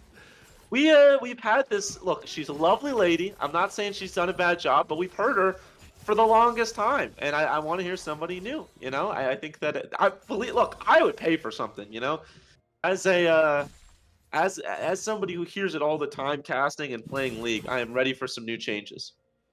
Well, we'll see. I mean, it's an out of the way concept, right? So why don't we just stick to us casting? We'll Yeah, just cast all we'll League of stick to Legends this. games. Maybe they hire us and we are, you know, you hear us in the game. I don't know. Who knows? Who knows? This is what happens when we get a pretty slow start, by the way. Nothing too crazy. It looks like both these junglers are mirroring across the board. Ivern's not looking to fight Rel early. Rel's not really looking for any jungle scuffles as well. Both these bottom lanes just content farming up. The action's not going to start. We've seen from both these teams their styles is they play early game through their junglers, and they need some time to farm up. Yeah, you did caster curse that a little bit though, because look at Expellus and McShootums. They are making this Ivern not very happy right now. They are going for an invade, and this is rough for Bola as well, because when you're on the Ivern, what do? Do you go for a counter invade? It does look like that's like what they want to do. Or Actually, set up going for a Hamlet. gank. Gets the root pulling across him. McShootums here first. So, well, we see Rumble from Simi. Joe very low on mana. Flashing at the stunning knight over top. Trying to burn McShootums down. Gets dismounted. Expellus here for the respawn. Another root from Bahala. Hamlet has to go for that clone form. Trades across the board. Nobody dead just yet, though. But it does look like L2 are assuaged. Big blast cone will make sure Expellus stays safe. It looks like it's just going to be a flash at the end of the day, traded from the support and mid laner. But Bahala might get caught. Expellus gets the Kagura proc, not enough damage. He's not going to be able to jump on for the capitalize. He might look for a flash slice and dice. Zenith Blade misses from Simi. And now Vinny Boy has the advantage. He's jumping forward. Expellus desperately racing back to his turret. Snip. Has to heal up. Does have that stolen red buff. Will try to heal up, but looks like a dive might get set up here as Hamlet is going for Joe. Doesn't have enough damage just yet. Flash forward. Doesn't matter. We go topside. Expellus won't get dove on. Hamlet had to expend the flash in the mid lane, and Vinny Boy's just going to keep poking away.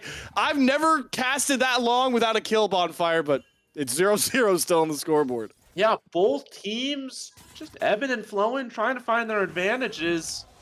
Bola really testing the passive of the Ivern right there, almost dying for it on the steal of the buff, or yeah, the steal of the buff. And the level XP's not working. That's okay. We can just talk about it. I will say, CEB, just with the way that the waves were, and the way that this Aphelios is dominating this Xayah at the moment, got themselves a 500 gold lead. Ooh. There's that Renekton healing, right? Every time you think he's too low to take a health to take a trade, able to just get that extra Q damage over top. And yeah, you talked about it, right? With the wave state, it's actually CEB who are in a pretty comfortable spot. They have a lot of CS advantages, mostly in that mid lane with Hamlet. Yeah, they were able to keep the Braum down there, so Mevter maybe the least happy about how that engagement went, because that is rough for the Xayah, as Vinny Boy surviving a gank in the top side. So Gwen is a immune. lot of nothing across the board. Gwen is immune. Gwen is That's all you got to say, right? 3 words. 3 words. Gwen is immune. I will say this gold lead actually extending. The CEB did a fantastic job, you know, making sure that they're able to get the advantages across the board. And this is the strength that we saw from them last game as well. Early on, just felt like they moved their chess pieces a little bit better than L2. Could be a potential place for them to get an upset win, as Vinny Boy could get caught off guard that the Renekton is still there, but it does look like they're just going to try to back. Yeah, I mean, CEB last early game were very, very good. They had a pretty comfortable lead as well through those solo lanes, and a lot of it was CS based as well. The question is, can they hold on to it? Because we had a roller coaster game one where they had control at multiple points, and it's just about closing the deal. We're very far from closing the deal now, but it is all about how you finish the race, but how you start can have a pretty big impact on that finish. Yeah, Expellis takes a tower dive. It does feel like how you start. Oh, Joe should be fine. Fairmancy doesn't land. The stun from the Lance does. No root, just sidestepped by Joe. So able to survive his game one woes. McShootums and Hamlet love to duel up for those early game ganks. They are ahead in every single lane at the moment. CEB showing that they're a very good early game squad, just across the board with different, even with different compositions, getting their leads in the lanes, even without kills and McShootums. This is illegal. You cannot do this to poor Joe. You can't. I mean, but Joe's shown that he can rebound from this demanding attention. Now, look, he's back. They're back again. I mean, they're just really trying to force this Jace off the wave. I will say, I like this approach more compared to game number one because Xerath can kind of get away with building a Dark Seal, sitting back, getting assists in fights, not really having too much farm. He'll scale up. Jace kind of needs a bit of an early push because he has a mid-game power spike that he needs to hit to really capitalize. Yeah, you're setting the Jace behind. I will say you're kind of setting the row behind, down about 2 camps at the moment because of the invading from the Ivern. So good recognition from Bola, and if Expellis isn't careful, could get dove upon, but it does look like this Renekton is at least aware that Bola could be in the wings. Bola wasting a lot of time here. I need to go in at some point. He is really waiting. I wonder if he's worried about a dive, potentially, but it looks like with that pressure, Expellis is just going to move over to set McShootums up for an early Rift Herald take. Behola did already have to deal with one invade, and actually doesn't... I mean, does spot out that second one, and he will drop a bush to be able to see the Rift Herald take, but with no top lane prio or mid lane prio, McShootums is going to pick this one up for free. Yeah, it is going to cost them some of that early advantage that they had in the bot side. They did roam up the Braum a little bit, so I think half a wave should be gained back by Mevter, which feels good for the Xayah. And yeah, Hamlet, kind of a greedy recall right there. This Jace is fairly far behind, though, and I'm glad you pointed that out because Joe has just been getting absolutely abused in the mid lane so far. I feel like McShootums had a really strong game one early game, and continuing that forward right now, still down in CS, but it's not really about your CS, right? McShootums is a communist in this game, making sure that everybody gets paid. Well, the biggest benefactor of this communist regime of CEB, I guess, is Hamlet is up. What is that now? Approaching over 20 CS, more than a kill's worth of gold, and that, you know, we love you love the fights in League, right? You love as much fighting as possible, but it makes all these fighting games we can get, especially the ones we have in the Divine League, make you really appreciate the slower games. And this is where macro really needs to show out when you have 0 kills at double digits on the minute timer. Yeah, I think that this Jace is a little bit far behind. Here we go. Yeah, did I jinx it? Aethel gets jumped on. Daisy's out. The knockup's coming. Has to flash with a good Glacial Fissure. So he's able to survive. A lot of good range damage. There's a Moonlight Visual. Bahala pretty tanky with those shields. McShootums flashes forward, forces Bahala's flash. Now he's stunned. Big Magnet Storm, but he's getting burned down. The Feather Storm pullback from Mevter could be enough, but it's first blood to Domoclin first as Bahala falls. Yeah, this Aphelios is massive as, hold on. Ooh, Dominus popped. Needlework, but Dominus wins. Solo Bolo bot side. The game finally explodes. Fighting on all sides. It's Mevter to find a trade, but here comes Hamlet. Has the Pop Blossom. Simi just buying time, taking up all the damage. Hamlet can't finish the kill just yet. Joe shows up. Finally, Simi falls, but Joe will be there for the trade. Mevter nearly finds a kill on the McShootums. Might have just set up his mid laner, but doesn't have the Shock Blast available in time. And at the end of the day, when all the dust settles, it's even in the kill count. It's a 3 for 3 in the kill count, but the gold is not the same. A 1,000 gold advantage for CEB. Expellis getting out on the Gwen in the top side. I talked about this Gwen pick going to struggle a little bit into the Renekton. And we actually do have Oh, replays. Wow, I love replays. Well, so all we right. have a replay of this. They have Aethel, and this is a very good initial engage, right? They get this initial engage. They burn down Aethel quite a lot. Aethel has to flash. It's unfortunate that Mevter isn't able to get that, but look at Domiclin right now. One, two. There's going to be a third Bolts. coming up. Here's the ult. That's another one. All of these chakrams just damaging Bola. And then it starts to look bad right here. McShootham's going in on everybody. I was waiting for the pullback right here. I figured the pullback would be maybe a double kill if they played that right, but they do not. And again, this entire time, look at this Aphelios just getting all of these chakrams off, but the counter engage is just too Oh, perfect. there's the pullback. Look at Mevter, man. Unbelievable. Simile recognizing where the strength is, flashing forward to ensure that that kill is found. And then Simi, kind of a little bit caught off, but dies for a good cause. McShoot'em does go in, or excuse me, Hamlet does go in and is able to get the Leona, but at the end of the day, does get traded out from Joe. So a lot of different benefactors as, uh-oh, Joe. Joe jumped on the mid lane, does have a hole to back him up. The Magnet Storm will slow Joe. Hamlet needs a couple more autos to find the kill, but the Ivern Shield saves Joe. He'll finally fall to McShootham's. Aethel showing up to try and trade Bahala out, but a play for CEB goes a wire, and it's able to be traded. Ends up being a 1-for-1. Absolute pandemonium across the map. I will say, every time you see a support without the friend, just means that stuff's happening across the rest of the map. Uh-oh, Bola. Here comes the wet noodle fight. It is Aethel and McShootham's versus Bahala. Bot side, though, Domoclin caught out and killed off by Mevter. So the bot lane for L2 finds a big advantage with McShootham's and Aethel roaming, and Bahala gets another root color, but the shield isn't good enough. McShootham's will find that one. Joe roaming over for the trade. Simi is coming up. That's slow. Able to force Joe away. Simi whiffs the Zenith Blade, and that will shut everything down, and it's another trade, Bonfire.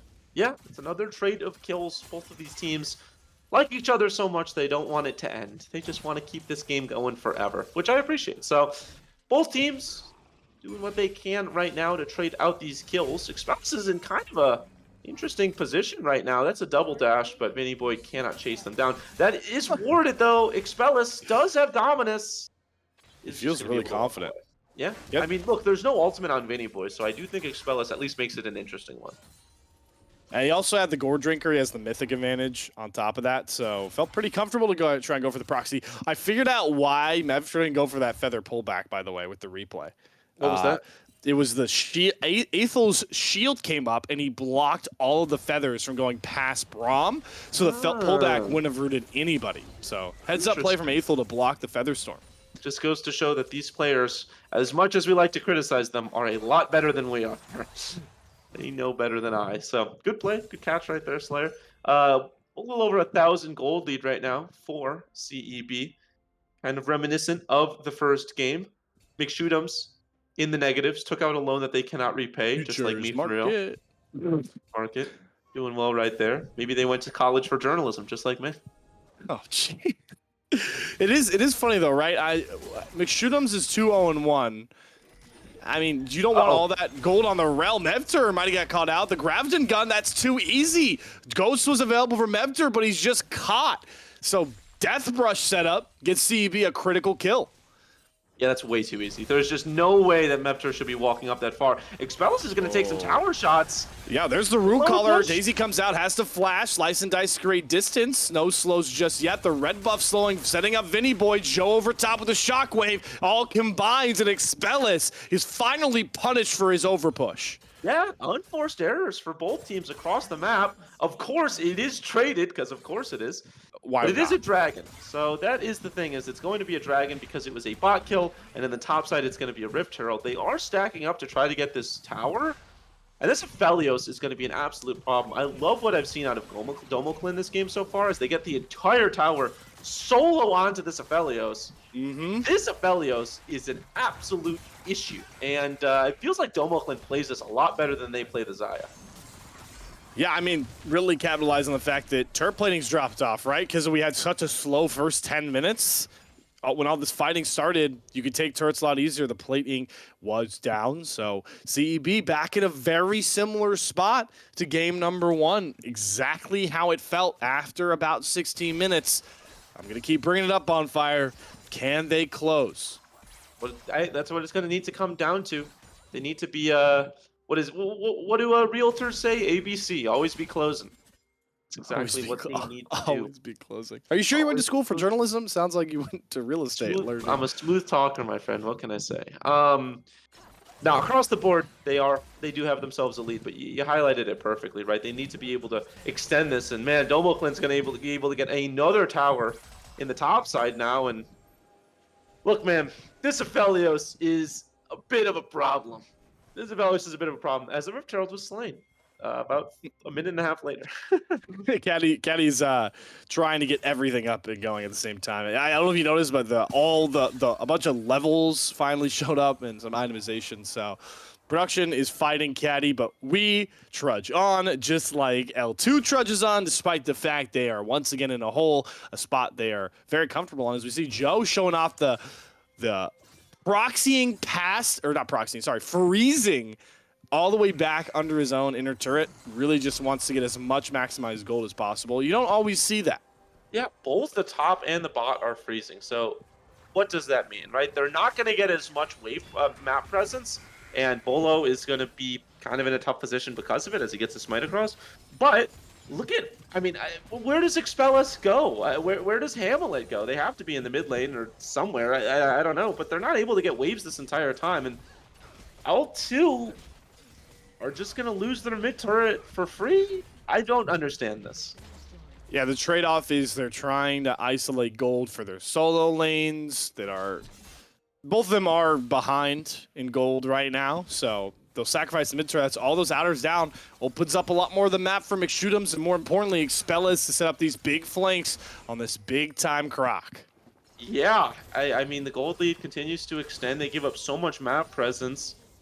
I mean, you talked about the trade-off, right? Being that this Renekton has to overextend if they want CS, and so you do have Expellus in the top side pushing up very far to try to get some CS, but across the board, it does mean they're going to lose their jungle, and indeed that is what's happening. Yep, more of these invades coming across. We talked about how L2 played a pretty big macro game to get themselves back into that inaugural game of this matchup, but gotta give a lot of credit to CEB now. They're not desperately trying to go for kills. They're not desperately trying to set up plays involving fighting. They're just spreading out and taking what's given to them, and it's only added to their gold lead. Yeah, it's I don't know. It's interesting. It's definitely something that you don't see a lot, right? Where you just have freezing lanes in the top and the bot side, because they're giving up so much map presence. That is kind of the trade that they have to deal with, is the map just completely being shrunken down to half of what they had before. But on the bright side, again, it does mean that you look at how far Expellus has to push up to try to get any waves. Same goes for Hamlet. It just does feel like they're just ignoring the bouncing wave theory that has dominated the League of Legends for many, many years. And they are focusing on getting the CS that they can, and it is kind of working. I mean, look at Joe and Vinny Boy. They have evened up and are almost beating their lane counterparts in the CS department now. But and they're also even in levels, too. Yeah, but again, the trade is they're losing the jungle, they're losing vision control, they're gonna lose this dragon, you'd like to imagine. Every brush looks like a death brush. It's an interesting decision for sure. It's all about sacrifices, right? You want to try and inject more into this Gwen and Jace. Well, you're going to lose your bottom lane's trouble because McShoot'ems is on top of them. A beautiful Magnet Storm. You can Feather Storm all you want, Mevter, but you cannot slow down the CEB train. Double over to Domoclin. Yeah, they had no clue that that was coming because, again, they just don't have any vision and no map control. And so they're standing in what they believed was a pretty safe position and what should have been, but that was just too easy for McShoot'ems. Joe had to go help out. Now they're losing bot side because of the waves that the way that the waves were kept. Doesn't feel like it's working right now, Slayer. I understand the idea of getting the CS and the levels back, but just feels like they're giving up too much. Yeah, especially now that McShoot'ems finally found an angle to capitalize on some kills, and now they'll pick up that Hextech Drake. We're having a Chemtech Soul for the second game in a row, and that's got to make some of the CEB members smile now that they're in control of a lot of the map, like you talked about, Bonfire, and the dragon stacking. They just need to keep vision down. They recognize that, trying to clear it out where they can. Joe still. Okay, so Joe's finally pushing out. Vinny Boy, it does look like they are. So they finally are going against this strategy. Mevter is going to try to still keep it close because of the way that the map is. But when you lose all three outer turrets, it does just get tough because you have to group up together, and that opens up a side lane spot. Right now, it is the bot side completely abandoned for the team. Baron up right now. Either team, I think, has the possibility of getting it.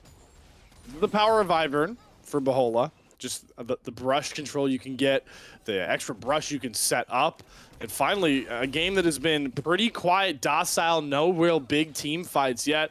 Starting to rear up for one.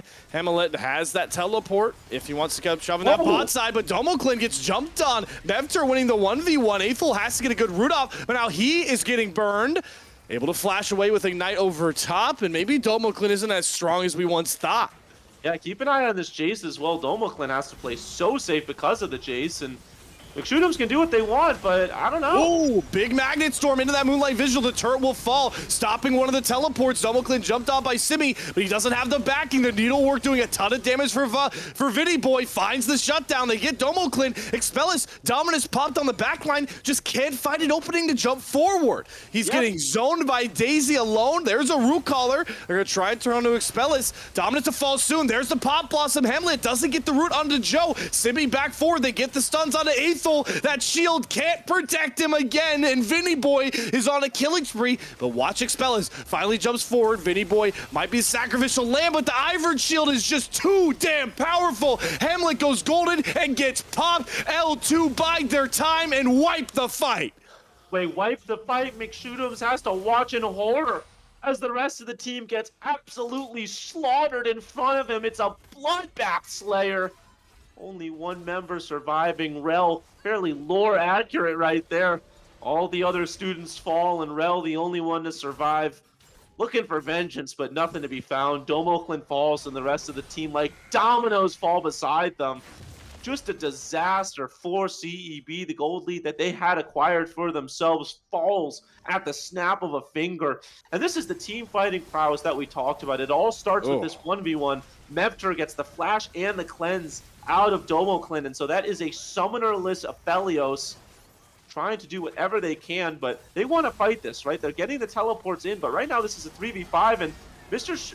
McShootums just goes a little bit too early. It looks good to start off, but there's just no damage, and how about Simi getting onto the back end there, getting onto the Aphelios, and now it's a disengage game. Watch Expellis. Domoclin falls, and that's about all that they can do, and yeah, he talked about it. Expellis behind them.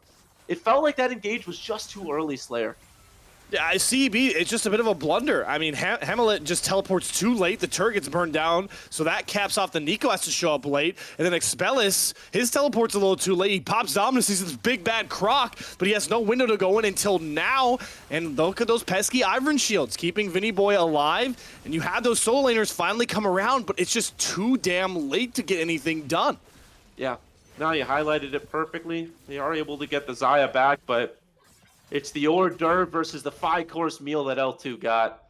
And so L2 back into this game and then some, showing why they are that number 2 seed in the Divine League playoffs. They might not play the early game as much as someone might want them to, but man, their team fighting is unparalleled. It has been on a high-level display. You're starting to see why Bahola went for that Ivern pick. Just so much zoning he can create. Simi's done well in that Leona. And Vinny Boy, I mean, he picked up a killing spree. 2 of those kills came in that one fight, and Gwen is immune, but she also is a power scaler that's just going to get scarier and scarier as the minutes go by. Yeah, Gwen is one of those champions where very strong in the team fight, just as good, if not better, when it comes to the splitting as well. And so keep an eye on Expellis, because this Renekton, you talked about how they wanted to be a team fighter as the game went on, has to match this Gwen. And at a certain point, it goes from Croc good to LaCroc bad. Croc turned into a Croc. And so it's going to get rough. They are going to be uncontested on this Dragon, but the trade looking like it could be the Baron. So this is a big confident call. You're giving up Baron. It's getting burned down. Chemtech picked up. Baron isn't burning down too quickly, but The rotations won't come out in time. They should be able to secure the CAB. Will show up. Will they go for the play? There's a big Glacial Fissure. They get the knock-up on a Mevter. Featherstorm goes out. Good shield to block the Feathers. Expel is trying to get on to Vinny Boy, who's out of mana, and is able to use the Blast Cone to safety. The chase is on for CEB. Can they find anything? Flash Magnet Storm to show Simi, but Expellus is burned down by Joe and popped by Vinny Boy. Huge 3-man Pop Blossom, though, for Hamlet, but they're only targeting Bahala. They'll find that kill, but that's none of the high-priority targets. Simi takes a Zenith Blade to his death. Stunned up, that's a double. Vinny Boy trying to get something back, but another Braum stun comes across. The shutdowns are huge, and CEB are able to claim 3, potentially 4. Joe thrown back towards the jungle, but he's back under his turret. Mevter will get the root pull back. Ton of big shock blast damage. Joe not willing to pull the trigger, and will just keep his Baron safe. Oof, 2 Barons end up going, but it's a 3-for-1 in kills. Simi and Bola die. I think Vinny Boy did not need to die there. I think Simi was just the sacrifice. Vinny Boy saw an angle, but the stun ensures that all of that Gwen damage wasn't going to come across, and so it ends up being a 3-for-1 in kills.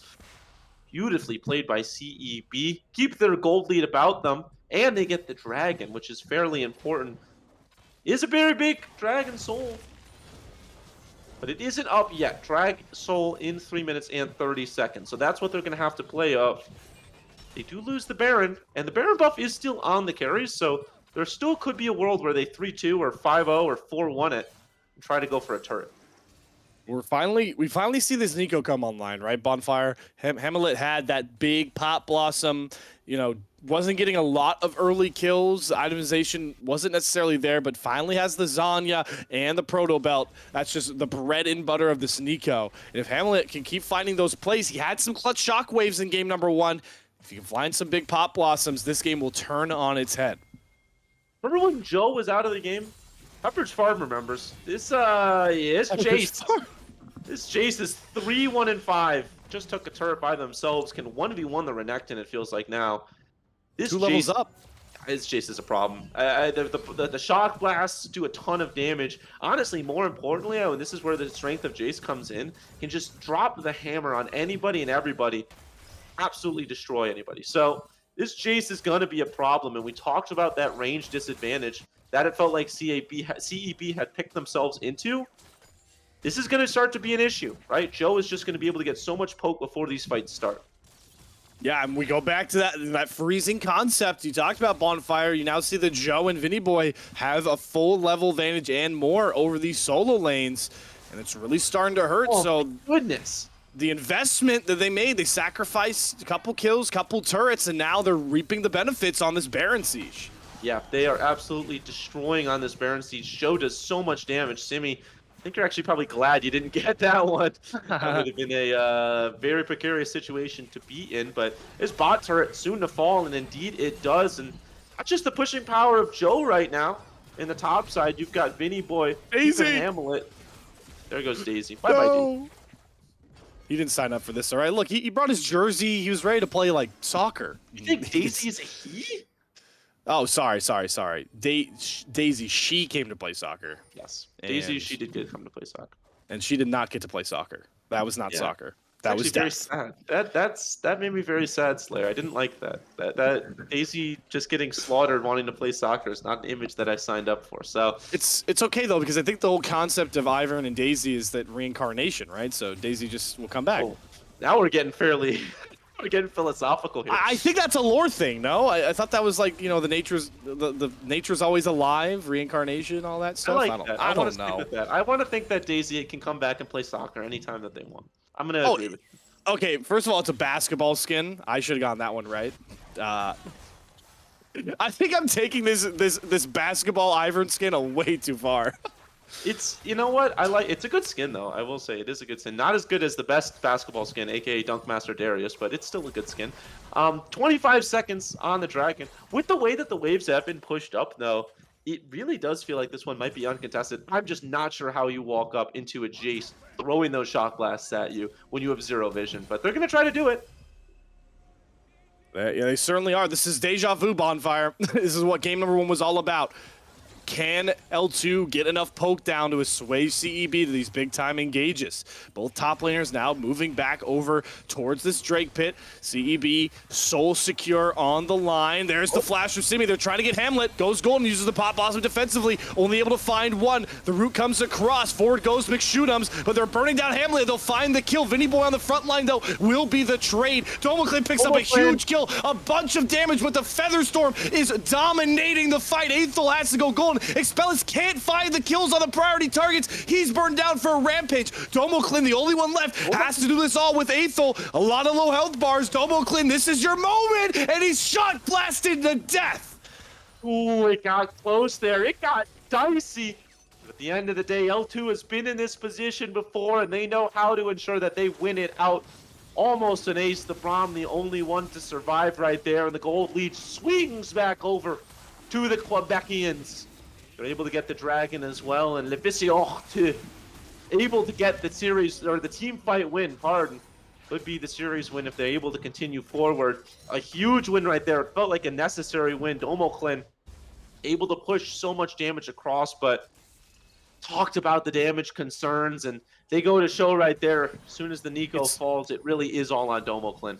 And look at this Bonfire. It's another kind of mental error. I mean, Hamlet just doesn't need to be there. He's separated from his team. Simi's able to punish it. Sure, you get a pop blossom defensively, but you burn everything to keep yourself safe, and is the first one to die in this fight.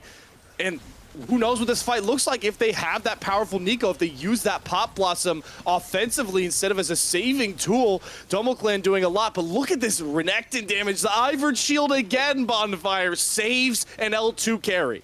Yeah, no, beautifully played by Metfer right there. And then Joe could have been walking up just a little bit too far, but just waiting on the shot blast. Oh. Metfer plays these so aggressively, and hold on a second, we might have a fight again. Well, CEB not taking their foot off the gas just yet. They're burning this one down. Bahala pops Daisy. Can't get into the pit, though, without that root collar, and he jumps in and steals it. Bahala swings the fight. A huge Featherstorm. CEB did not have the right plays for L2's Baron take. A triple for Vinny Boy, and it's all up L2. CEB you later, baby. The steal and then some highway robbery. L2 get in the Baron pit and absolutely wipe the floor with Contingent in Esports Blue. They're looking a little blue right now as their base becomes absolutely unraveled. Expellus and McShootums, the only two members alive as they watch their playoff dreams turn to dust. Doing whatever they can to try to stop this. Are they able to do so? It's going to be close. I don't think two so. big roots. Expellus doesn't jump in. It's over. That's it. McShootums falls. You can knock L2 down to the lower bracket, but they will fight their way back with a sweep of CEB. L2 move on in the lower bracket. Lévisien 2 will bid you adieu.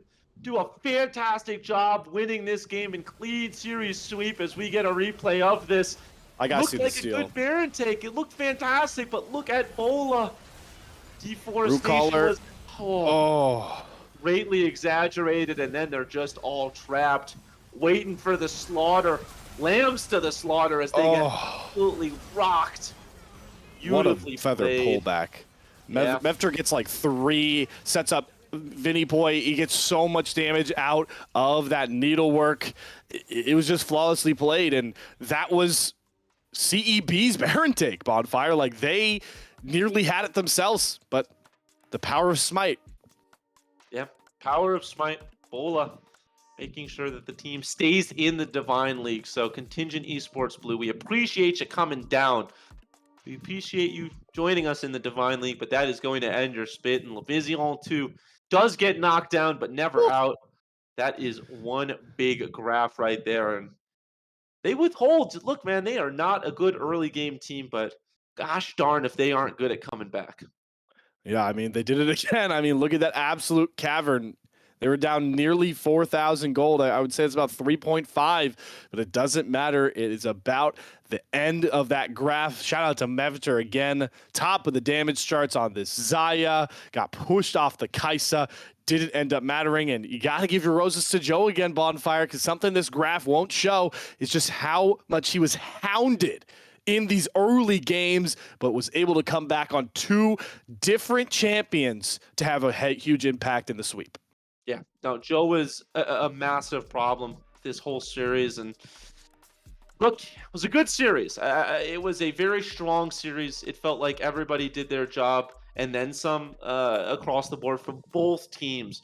But Lévisien too is just they are just more resilient.